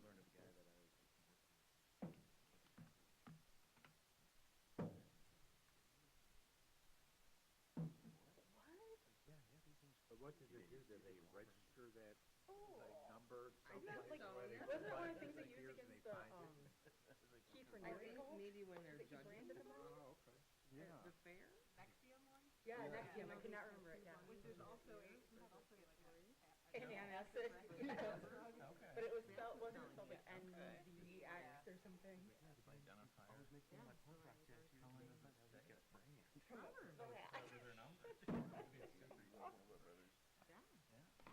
Well, Pretty funny. as far as, Do you have a brand from a frat? no, as far as fraternity hazing, that is not as dangerous as some other things. Oh, yeah, I was there when Michigan State had some frat. Yeah. For me, it was, in retrospect, I thought it was a really cool thing, but it was, okay, they take your phone, they take your wallet, blindfold you, drop you off in a random section of Lansing, and you have a bus pass. And you have to find that. Yeah. As long as it wasn't at like 2 in the morning after service closes. No. Okay, well, that's not bad. The idea was, hey, you're taking somebody out of their element, and they Yeah. need to figure it out. What frat was this? That will remain unnamed. There you go. Did you end up not pledging then? No, I did, but I never did Greek. Farmhouse, I think it was. Oh, farmhouse frat? No, that was Oh. a different one, but I heard that they had, okay, they give you a rabbit and you need to skin it and prepare it to one of the That's dumb. upperclassmen satisfaction. That's unnecessary. I think that's the kind of stuff that I thought they cracked down on when I was there. But I'm older than you, so clearly they didn't. Well, in that specific case, it's, hey, we are celebrating farming heritage and. Why do I feel like that wasn't the exact direct at that point? But I knew a bunch of the hockey players and the stuff they were doing. I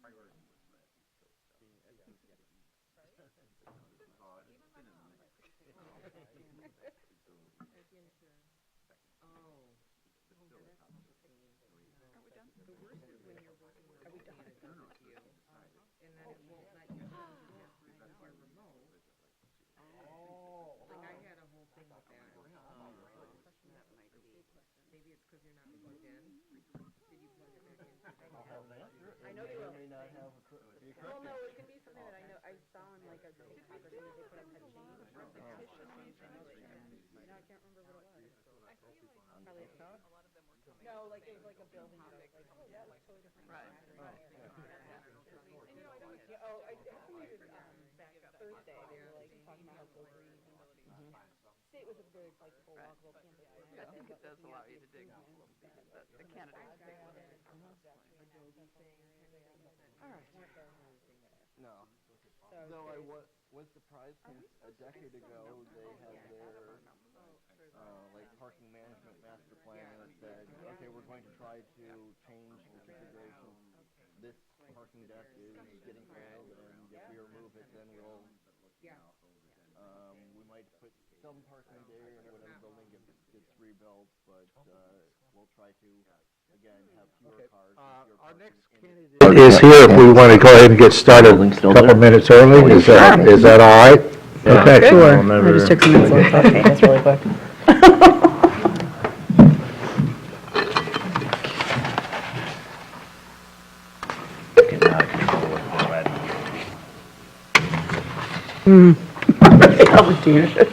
$14, I just had one. Not a big pastry person. That's why I got this. I would have eaten 4 cheese danishes. I'll eat one of these. There's Dots over in the planning department, if you like those. There's what? Dots, those pretzels that are like crack. Mm-hmm. Yeah. I don't know, I've never tried crack, so I don't know how I can. All right, okay, I'm gonna run around the table. Round of pounds. George Portauer. Hey, George, Hi. nice to meet you. Hi. George Portauer. My Nice Stanley. to meet you. Hi, Hi. Linda. George, Hey, George. Hey, George, good to see you again. Long time no see. All right, right. Couple minutes. I get to go through this, okay. Got my coffee a little too early. Okay. Do they know they're allowed to come in, or are they just going to stand out there? I don't know if they're here for this. I don't think They so. can come I if don't they think want. so either. Open meeting. Okay. There's a CPR training. Oh, okay, CPR training. All right. Yeah, it's in the training. Anyway, Mr. Kornhauer, George, thanks for being here and making yourself available for our interview and even being in consideration of taking on the assignment of as interim city manager for Traverse City. Again, I know you've introduced yourself, but we'll go through and introduce ourselves again. Mitch, you want to start? Mitchell Treadwell, City Commissioner. Amy Shamrow, City Commissioner, Mayor Pro Tem. Mark Wilson, City Commissioner. My Stanley? Linda Covert, I sit on the City Commission and the Planning Commission. Tim Warner. Richard Lewis, so, yeah, the title's still there, so, for now. Okay, so with that. Staff. During this interview, George, we like to... Wait. Can we introduce staff as well? Oh, I'm sorry. Okay. I do that every time. They know we're the City Commissioner. Penny Hill, interim city manager. Lauren Tribble, City Attorney. Hi, George. I serve as city clerk. Good to see you. I'm Benjamin Marantat. Yes. Anyway, during this interview, I'd like to gain a better understanding of your skills and experience, especially as it relates to being the interim city manager. We'll take turns in asking some questions, and for the sake of consistency, we're asking the same core questions that we did ask the other candidate earlier. There may be some follow-up questions as we go through this, but we'll take that from there. We are taking notes for ourselves, and which will probably be recorded information later on. But before we get started, do you have any questions of us before we get started? I do not, I think I know the drill, thank you. Oh, you think you know the drill? I'm sure you do. All right, George, I'll start, and we'll be going around this way. We have, of course, thank you for your resume, and it is fairly complete. What do you, from your years of experience, what do you consider your major accomplishments that's taken place in your career? I guess I would have to say my service to the city of Petoskey, simply because I was there for that period of time. But Petoskey provided a very unique opportunity in that when I got there, virtually every element of the city's organization and its operations needed to be redone. That's not knocking anybody that was there before me. It's just that I think in a community that age, the age of Traverse City, all of those systems were finally to the point where major work had to be redone to revamp them. We had some particular sticky issues, and that the water system was contaminated. At that time, the city had a single well that serviced the entire water distribution operation. It was part of a Superfund site, so that was a major problem that we had to get on rather quickly. Sanitary sewers was the same, the electric system, had to be, a lot of circuits had to be changed, additions of substations and that type of thing. Streets were a major problem.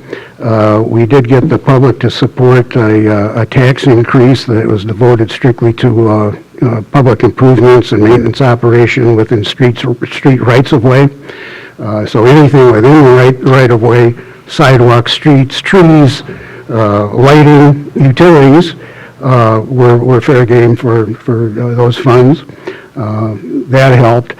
And the buildings and grounds and that type of thing, but I think the major projects there certainly were the redevelopment of the Lake Michigan waterfront and the Bear River Valley, and then tying those facilities to adjacent business districts and residential neighborhoods. We also completely redid the entire central business district in terms of streetscape and parking facilities, et cetera. All of those things took a long time, and we certainly spent a lot of money doing it, but I'm proud of the fact that I think we went about it in a very systematic way. One of the things I'm most proud of, for instance, on the waterfront redevelopment project, we had retained Beckett and Rader. I understand you've just recently engaged for the master plan project. Beckett and Rader had come up with a design back in 1982. And if you look at the waterfront now, every element that was on that original plan is there. Might be modified just a wee bit here and there, but each element was there, and I was able to be involved in all of those with the exception of the final installation of the pier at the marina. So it was a long, drawn-out process, lots of phases, but we stuck with it, and we kept going with the plan. I think the other thing, too, is just the organizational structure and some of the things we did there.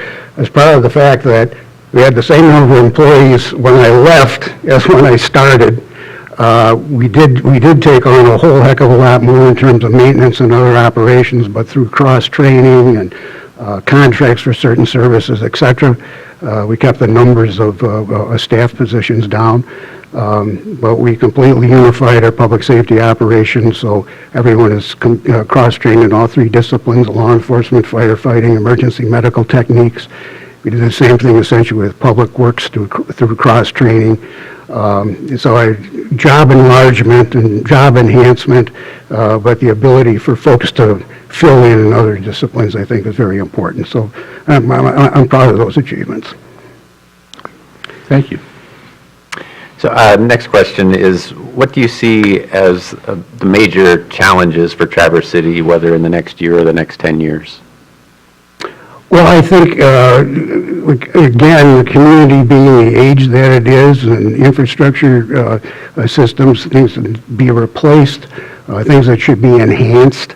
I'm sure you've got you're in the same situation that we were in Petoskey years ago with sidewalks and streets and some of the basics, but those are very important. Those are the things that make a community, and something that just has to continue to be worked on with those projects crossed off the list as you go. I think immediately in terms of the organization and so on with the interim position, I think there just has to be some effort to creating stability and making certain that things keep functioning. That in itself, I think, would be a challenge, but I think it'd be an interesting one. Thank you. So I'm curious about why you are interested in this temporary position and what's motivating you to take on this rather difficult role at this stage of the game. Well, I failed at retirement a couple of times, and I get that. I just enjoy this business. As strange as it might sound, of course, elements of it can drive anybody nuts, but at the same time, I think I love just every aspect of it. I kind of grew up around the business. I'm from Illinois originally, and the municipal service was kind of the family business at the time. So I come from a family of fire chiefs and public works directors, and had a cousin, the black sheep of the family. She married a police officer, but didn't hold that against her. But I just grew up around it, and so hanging around the fire station, the wastewater treatment plant, the city garage, those types of things, it was just common to me. Started out in the parks end of the business, but I can honestly say that I like every element of it. I think I have a very good understanding of those various elements. I don't consider myself an expert in any of those fields, but I think as a generalist and somebody who's been around and been able to experience, I have a pretty good handle on what needs to be done and how we go about doing it. So yes, I see this as a challenge. Of course, I know of Traverse City being in the area. I've always been quite impressed with some of the things that Traverse City does. So I would very much like to be part of that, and hopefully I could bring something to the table that would assist. Great, thank you very much. So of the many skills and experiences that you'd bring to the table, What would you say is your greatest asset to help the city of Traverse City during this leadership transition? Well, again, I think it would be experience. There's probably very few things I haven't come across in the years I've been doing this. Again, just the understanding of how a municipality functions, the services it's provided, what's needed to provide those services. I think I have a pretty good handle on that. I guess my primary concern coming into a position such as this is just recognizing the fact that it is interim. And I think it would want to be a help rather than a hindrance in that I think the primary role would be assisting the city commission through the process, but perhaps even more importantly would be working with the city staff. I think for these types of transitions, it's very difficult for staff people. And so I would very much be cognizant of that and supportive of the staff and making certain that the staff's concerns were recognized as we go through it. Thank you.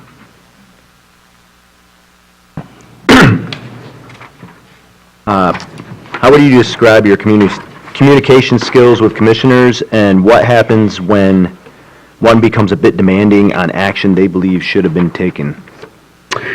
I think it's important to try to keep everybody informed at the same level. So if something goes out to one, it goes out to all. In terms of agenda preparation, for instance, I've always done those myself, and everything that appeared on the agenda had a memo and explanation, regardless of the simplicity or complexity of the issue. There was always a memo to explain it.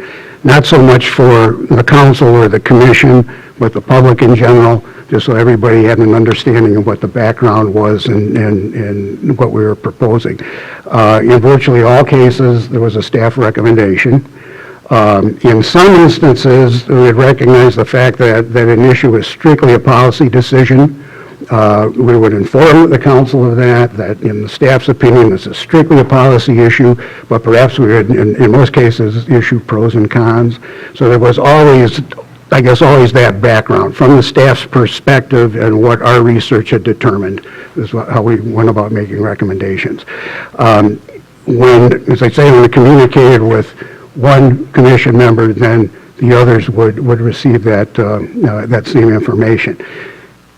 So having said that, there's also recognition of the fact that some members of the commission might have interest in projects or programs that others do not. And so I guess that becomes kind of a balancing act there, and you have to determine if you can go ahead and take care of an issue for a single commissioner without others having a problem with that. I think oftentimes commission members, simply because they've got their own lives to lead, are just satisfied with an issue being handled if the staff can take care of it, and really strive to do that. If it depends on what the commission member wants, how it wants to communicate. If it's a one-on-one, if it's weekly updates, telephone calls, emails, or whatever, we can certainly do that and be flexible with it. But they would just have to kind of tailor it to everybody's wants. Thank you. Real quick here. Okay, so in previous interim or management positions, how have you worked to ensure that previously started projects continue moving smoothly and completed them and how have you made sure that they're completed in a timely manner?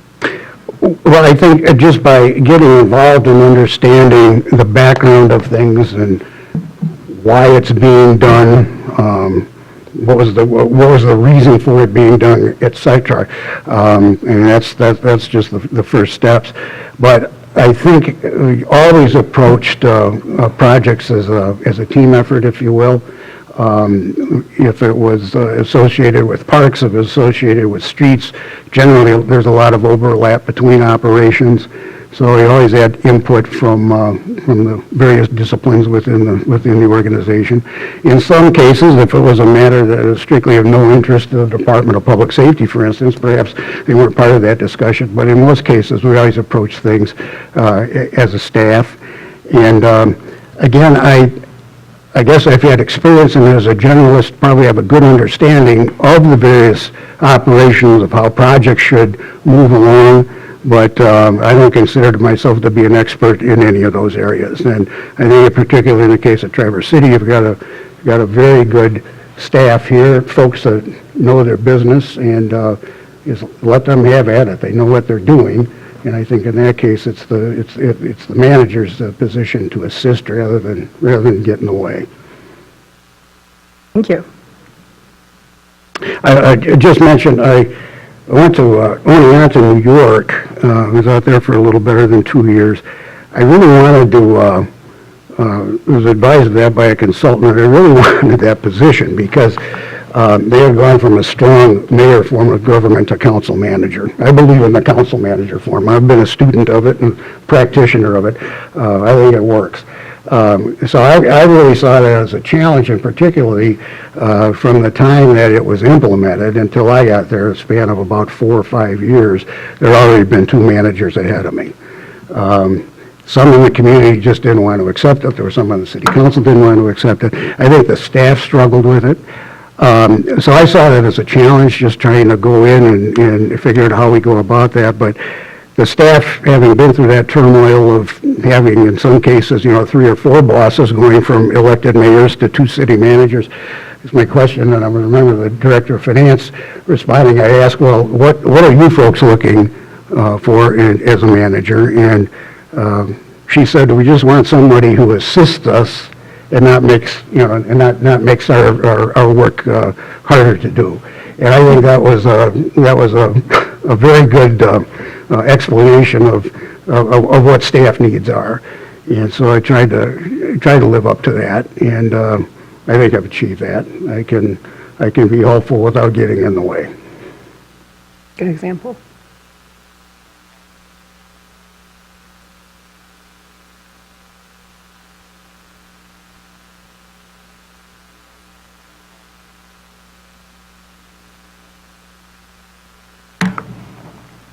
How would you describe your leadership style with staff, and how would you see that applied here in an interim capacity? Well, I think, as I mentioned, you kind of approach things as a team, and I would like to put heads together and figure out how we go about things together, if that's appropriate. And as I said, in some instances, a particular department might be the only one involved. But I think it's up to the manager to kind of coordinate those things. Again, having been around, I have a pretty good sense of what it takes. I have a pretty good feel for equipment and training and those types of issues. I think in that regard, I could be helpful. But basically, assisting is quietly leading, but not getting in anybody's way doing it.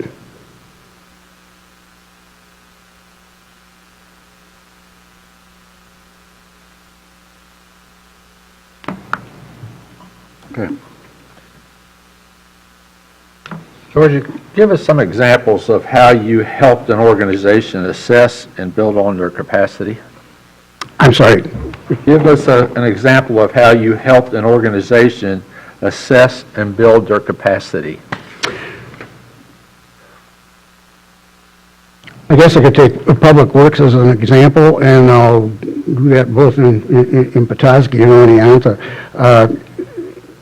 We looked at the types of services we were providing, the tasks that we'd undertake, and I think we determined over time that in some cases it was just to everyone's benefit to have certain operations contracted. It freed up our people who had expertise in their particular areas. For those who have licenses in water and sewer, certified as electric linemen, whatever it might be.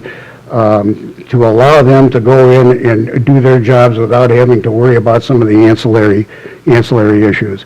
So it assisted in broadening, I guess, their jobs. I think it made their work a little bit more interesting through cross-training and that type of thing, so they could get involved in various disciplines.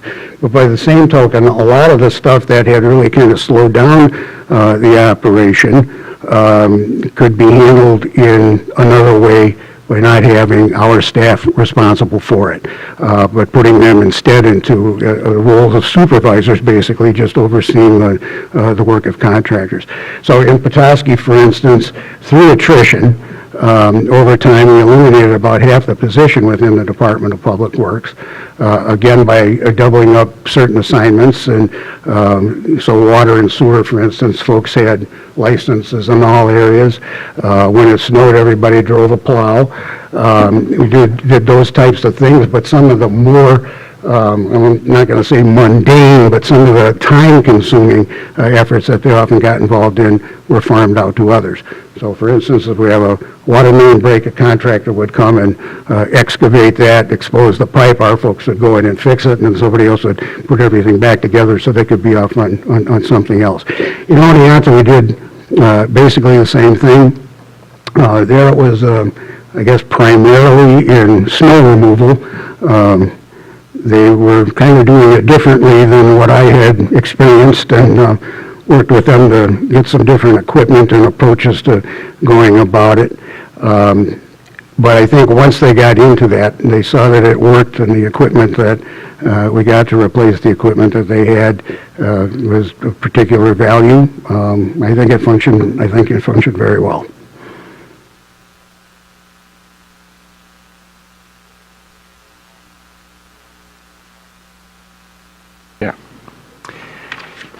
So, if you're selected for the interim role, how would you work to bolster staff morale and trust after the uncertainty caused by a sudden change in leadership? I think it would just take a lot of time, and you're probably going to take time beyond the normal work day, which I would be happy to do. I think primarily just listening. That is, talking with folks, explaining their operations, explaining what their needs might be, where they want to go with things, hearing them out on that. Again, feeling comfortable with, I guess, all phases of the operation and all levels of the operation. I would just like to go out and meet the staff. I'd like to get around and see facilities and that type of thing, and just get a good handle on what people are doing. I'm not going to say that it come in and make major changes, but there would certainly be issues, I would think, I could see that perhaps could be tweaked a little bit, and recognizing the fact that it's an interim role. They're not here to create changes or to create more problems for the staff and trying to implement my thoughts. Work with them, and if there might be some suggestions where we could do things a little better, perhaps try that. But I think for the long term, we'd probably want to hold off on any major decisions for the person that takes the job permanently. So I'd merely be, I guess, placeholding, if you will, but by the same token, not just sitting back. I would like to actively be involved to get a feel for exactly how the organization functions.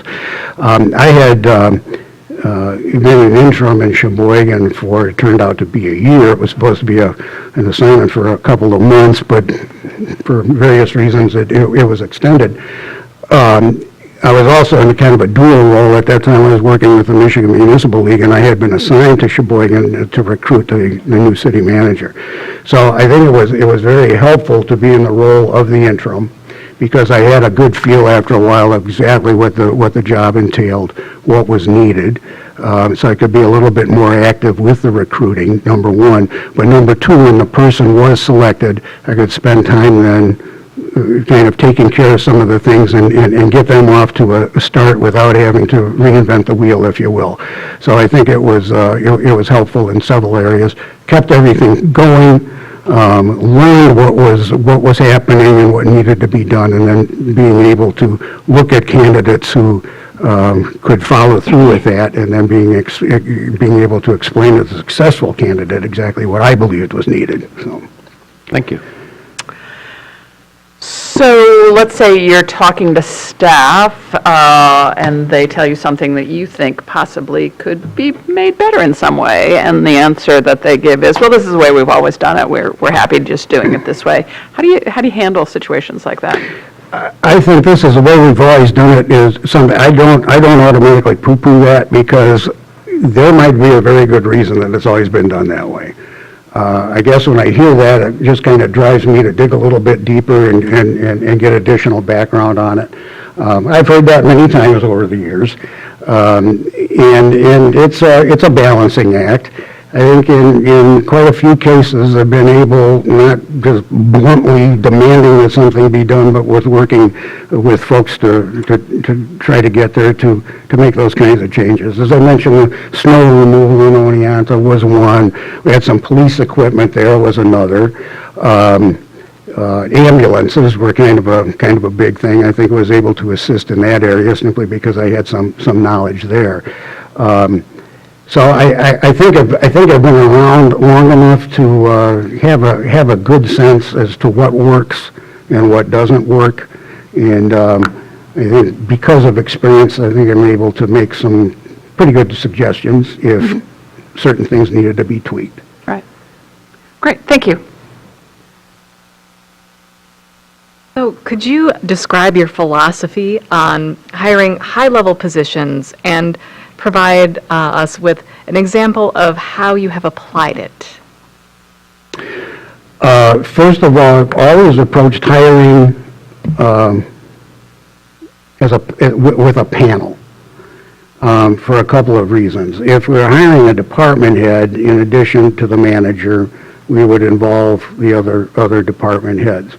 We did that with supervisory positions as well. So if it was a public works supervisor or public safety lieutenant, other department heads would be involved with that. Public safety, we'd maybe take an extra step in that the lieutenants would have a panel so they could be talking to candidates based on the technical end of it, their perspective of things, and as those persons' immediate supervisors. So that was a different perspective. But involving other folks on the staff, I think, was important, because what we were attempting to do over time, and I think we accomplished that, was just to demonstrate that we approach things here as a team. There's a culture in this organization, perhaps a little bit cocky, but that's okay. In that, we wanted to make certain that you have what it takes to fit in with the way we do things. In some cases, like supervisory promotions and so on, we might involve a panel of experts. I know Chief Safardini from here had come down to Petoskey several times to assist us with lieutenant promotions. In that case, we also had another police chief from the area. We had a fire chief and someone with an EMS background, so that folks who knew that end of the profession and did it on a daily basis in a supervisory role could assess candidates. So I try to draw from that type of expertise, but within the organization itself, we always, work through a panel arrangement. The caveat was, of course, the manager has the final say, but generally the way we went about it, the immediate supervisor had to be satisfied. I can't think of any, well, perhaps once, where I stepped in and said, no, I don't think we should go with this person. Generally, if they met the satisfaction of folks on the panel, that was good. There might be some who might disagree with that hiring, but so long as the person who was to supervise that person was satisfied, generally we went along with that. But I think it gave the people on staff an idea that we're all in this together. And even though I'm the director of finance, I can make a comment on a public safety officer, and it gave the candidates the sense that they were coming into an organization that worked as a whole and not just with regard to a particular department or a particular discipline. Great, thank you. What are the biggest challenges you face as interim city manager? Well, I think that balance, just making certain that there's some stability. I don't know if it's necessary, but perhaps just to demonstrate that there is stability. I think in a situation where there's a change such as this, there's always suspicion, there's some thought as to what exactly happened and so on. I think the important thing would just to provide that, be able to provide that stability and make certain that things continued, that things functioned well, so not only for the satisfaction of the city commission and the city staff, the general public, but also for some future applicant for the city manager position, just to realize that things are okay, and it's a good organization, it's a sound operation, things work. Traverse City would be a great place to be. You've already got that going for you, but I think in terms of just the satisfaction of persons looking to take on that position permanently, that things are smooth and it works.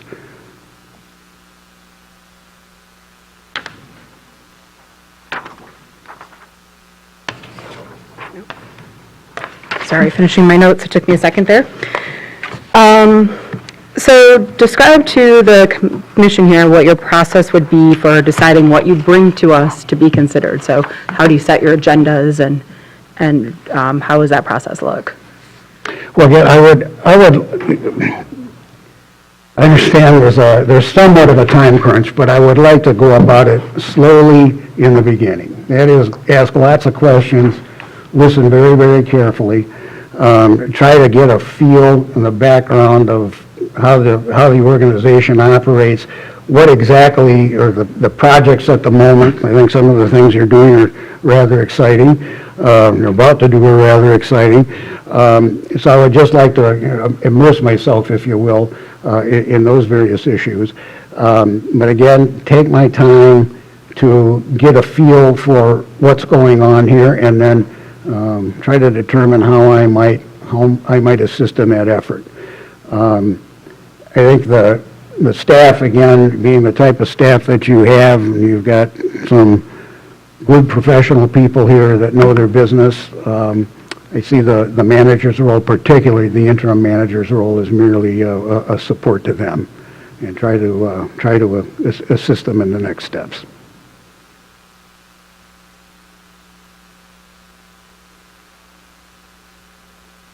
What questions do you have for the board? Well, I guess I don't know what you're thinking in terms of time. As I had mentioned, Sheboygan assignment was 12 months. I don't know that you're looking at that. I think that I could be flexible enough that I could stay as long as you might need me.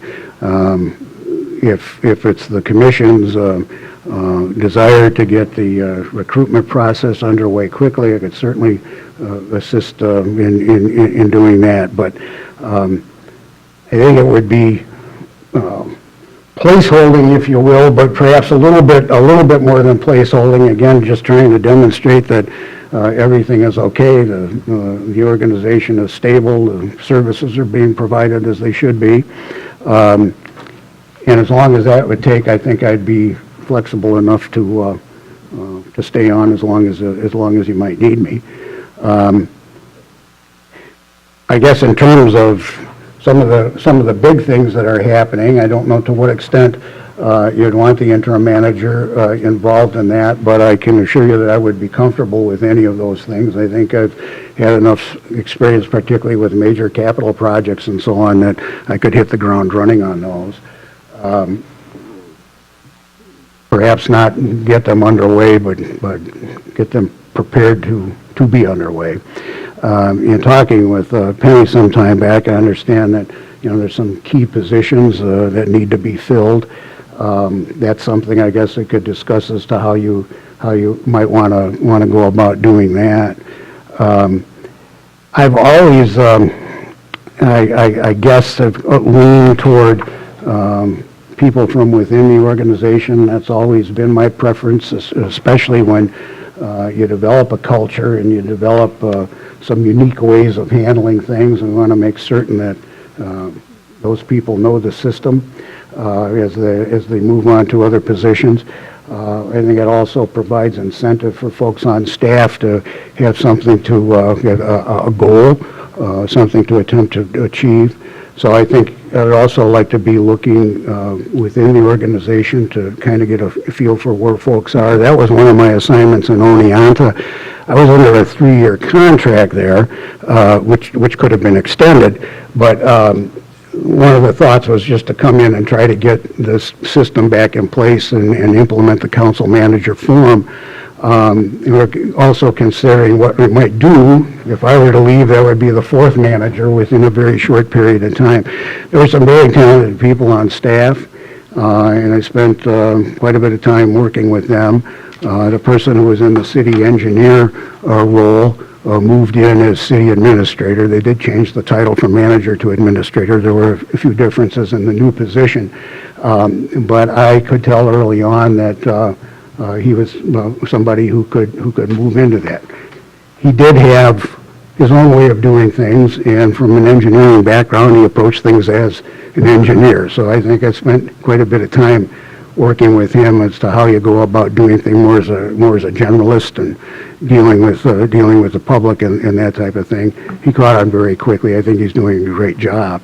So that was a situation where perhaps just a little bit different, in that I was kind of given the idea that we should try to find somebody from within who could eventually move into that role.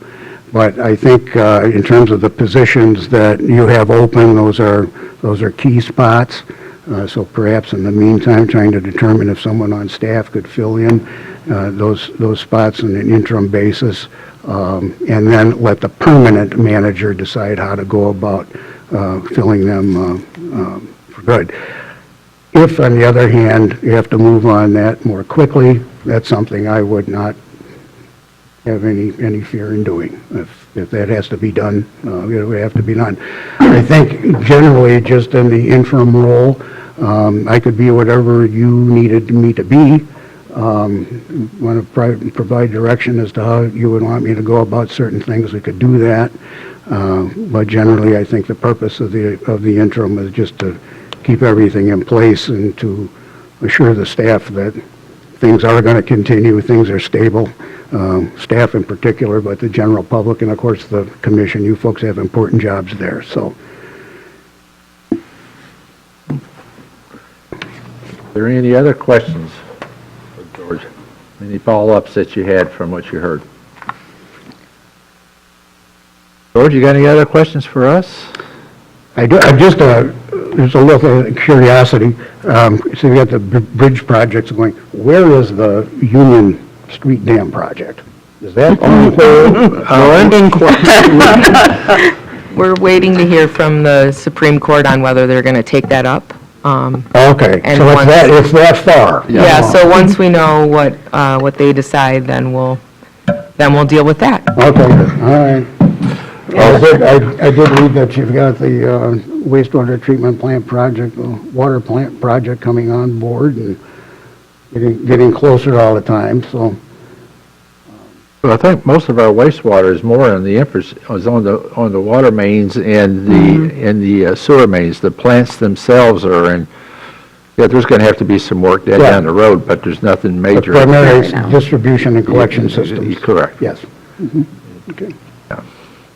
Also, so you know that we do have the RFP issued as it relates to hiring a consultant firm for the search, so that's in process. All right. So, you know, it could be anywhere from 4 to 6 months. So, you know how that goes. It takes some time to go through that, right.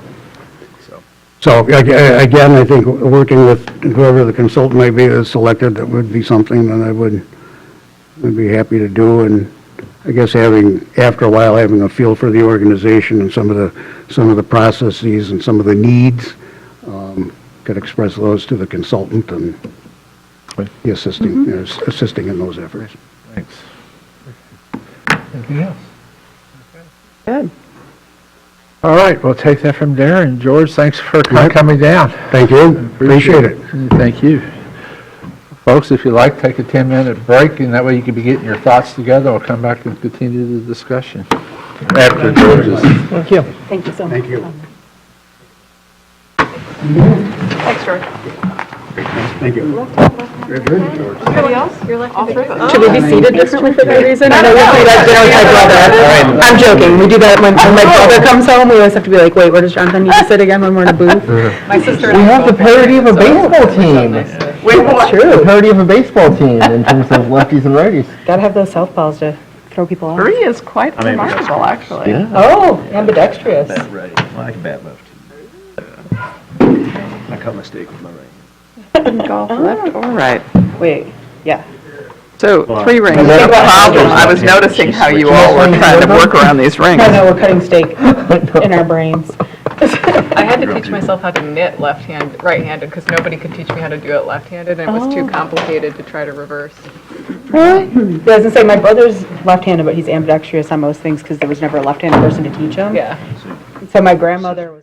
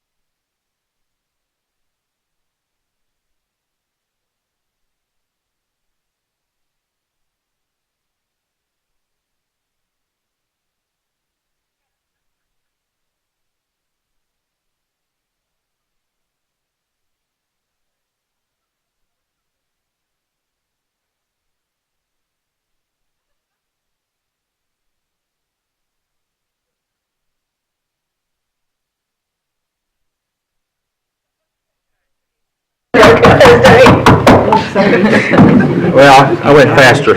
My 10-minute limit is It was quicker. a fake 10 minutes? Yes, a fake 10 minutes. I just want everyone to breathe. Okay. Well, feedback. Well, if I could put out something, when we did the deliberations for the, why am I forgetting it? Executive Director of Light and Power, we started by going down and everybody saying their top 3 choices, which we don't have 3, but just to kind of get an idea of where everybody was with their preference, and then we started the discussion from there. I don't know if that would be All helpful right. here. You want me to go first, or who do you want to go first? That's up to you guys. I'm not afraid to. I'm go just sharing first. procedure. Okay. Okay, I'll let Mark, if you're ready. Just some initial thoughts. I apologize, I don't know how to say our latest gentleman's First names. last Say name. his So last just go with name. first names. Court Howard. George Cortez. I just, I really Answer. felt Report. that George's answers were more concise, and his experience really showed. And then, although I respect the profession of Nate's business and what he's aiming to do here, I've never been a big fan of mixing personal business with government business, so Okay. George is my preference. Okay. Any other thoughts? I have the converse opinion, which is that given our particular situation that we're in and that the RFP has gone out already, I think that Nate's approach would be one that would be well suited to our needs at this moment, despite the fact that I think that George has very strong skills. I think that he might be someone who, as a more permanent solution, would be a good candidate, but I appreciated Nate's focus on rebuilding trust, listening to staff, and assisting us with the transition period. Okay, Tim, you had your hand up first. No, go. Wait, because mine's quick. I concur with Commissioner Stanley. I do as well. Nate said at every turn what I was thinking and was hoping for, the rebuilding trust, the honesty, attention to staff, attention to commissioners.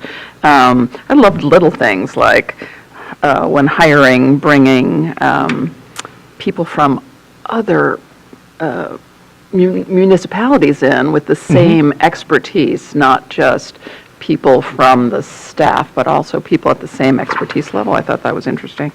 I know that George can do the job and certainly understands the listening and taking it slow and you know, not rocking the boat, but I thought that Nate might deliver at the end of this period a more healed community than than he would be given when he first got here. Yeah, and I'll agree with the last couple statements that I felt Nate, one, is committed to serving in as short a time as possible, but still trying to see everything through. He impressed me a little more with, at least what he presented, having done homework beforehand in terms of understanding some of the challenges that we're facing and the specific need to rebuild trust within our institutional leadership and throughout the culture. And I did like that although trust and rebuilding trust was a through line, in each question that he brought it up in a slightly different way compared to George said the importance, I forget the exact word. We need to approach projects as a team effort. That was his first sentence in 3 different responses, which, yes, that's important, but that's not recognizing the differences so much. And say he recognized, okay, we don't just have certain high-level hiring decisions, but he outlined specific steps that he would take for our finance director as opposed to our police chief, recognizing that those are 2 different positions that may both be up, but also things that need to be hired for. So that was impressive. Also, understanding some of the projects that are underway, like bridges and the wastewater. And he said that he wasn't in for brownie points, which is true. It's just part of understanding it. He was participating in listening sessions on Zoom for the master plan team over this weekend. Yes, which I saw as, okay, he's not a stakeholder in our community yet, but he's trying to understand more about what is underway, and if he does step into this role, how he can hit the ground running. First of all, that was a great share there from the discussion of this weekend, because as you said, he didn't mention that in his interview, but it's good to hear that Nate did that. I also I would lean towards Nate, some of the similar reasons that Mitch just described. I think both of them, I appreciate both of them talked about teams and working together and bringing discussions. Nate, though, had some more examples of the type of leadership he would bring in. He referenced some books, he referenced some workshopping. I appreciated that he doesn't want to stay, as we've mentioned, that this is just an interim. I hear what Mark is saying about the business. I think that I appreciate, though, that where we had a candidate pull out because they'd rather be involved, considered it for our RFP for the search, that this, in this case, Nate's business is coming in and helping with his experience. George has a vast amount of experience, though. I really was impressed when he said that, all the things he's done in his career, coming from a municipal family, all of that. So I wouldn't hesitate if, in my mind, we would maybe make the motion like we did at Light and Power of let's work to come up with a contract with Nate, but if for some reason agreement can't be reached, I would be fine offering George the contract as well. I think he would do the job. But I think Nate brings in more concrete examples of leadership and planning of what he would do in his time here, and seems to have sat out and thought about that rather than I think both of them came with a sort of plan in mind. I think Nate articulated it a little bit better, and for that, I think I would support him at this time as well as the first choice. I'm not going to disagree with any of this. I mean, statement that was made some months back about generational change, and I believe that George and I are probably more of the old school, and Nate is of the new school. And I think Nate would bring in more of what's going to be needed for the long term, or at least not for the long term, at least help make that switch for what's going to be needed for the long term of this community. There's a lot of things like managing expectations. Okay, that's a good idea, like working with the staff, where do I focus in need, his need is the most. I really like the idea of bringing someone in, even to help us through the next few number of months. Knowing that in November there will be some changes, so we can look that out. At least it helps bring cohesiveness not only to for the staff, but it also helps us as we start to make more further decisions that we may have to be making in the next few months. I really like the idea of, hey, getting people engaged. Don't be afraid to make a mistake. That's fine. I know one of my thoughts has always been there's two ways to make a mistake. One is a well-thought-out plan executed, everybody's been involved, and the other one is if you didn't touch base with anybody, you just did it on yourself. I'll defend the first one no matter what happens, just because you learn from it. And I'm still having to deal with that. Both of them agree that going through the panels, which I think a lot of that's already being done, but doing more. He does, at least Nate did recognize that we do need to be working harder on a finance director, and that's going to probably take more time. But they both said that for an interim, anything else, if we can find someone internally to handle those positions, let the next manager deal with it, to deal with that, because that's going to be more of a team. I just feel like Nate will bring more to the table for staff as well as for the community for the short term, and at least get it started. He won't complete it because this is long term. This is not a short term item, and so I would concur with that. I would concur with the idea that both of them can do the job. One of them would be more of a placeholder than, both of them are placeholders, but one of them will bring some other things to help educate further down the road, at least from my perspective from what I heard. Staff, what you heard, anything any different, or is there something up there that kind of makes you kind of want to turn your stomach a little bit? Not turn your stomach. Question our process. My stomach's fine. I didn't mean to say it that way. I mean, it just makes you, I think the commission's, Okay.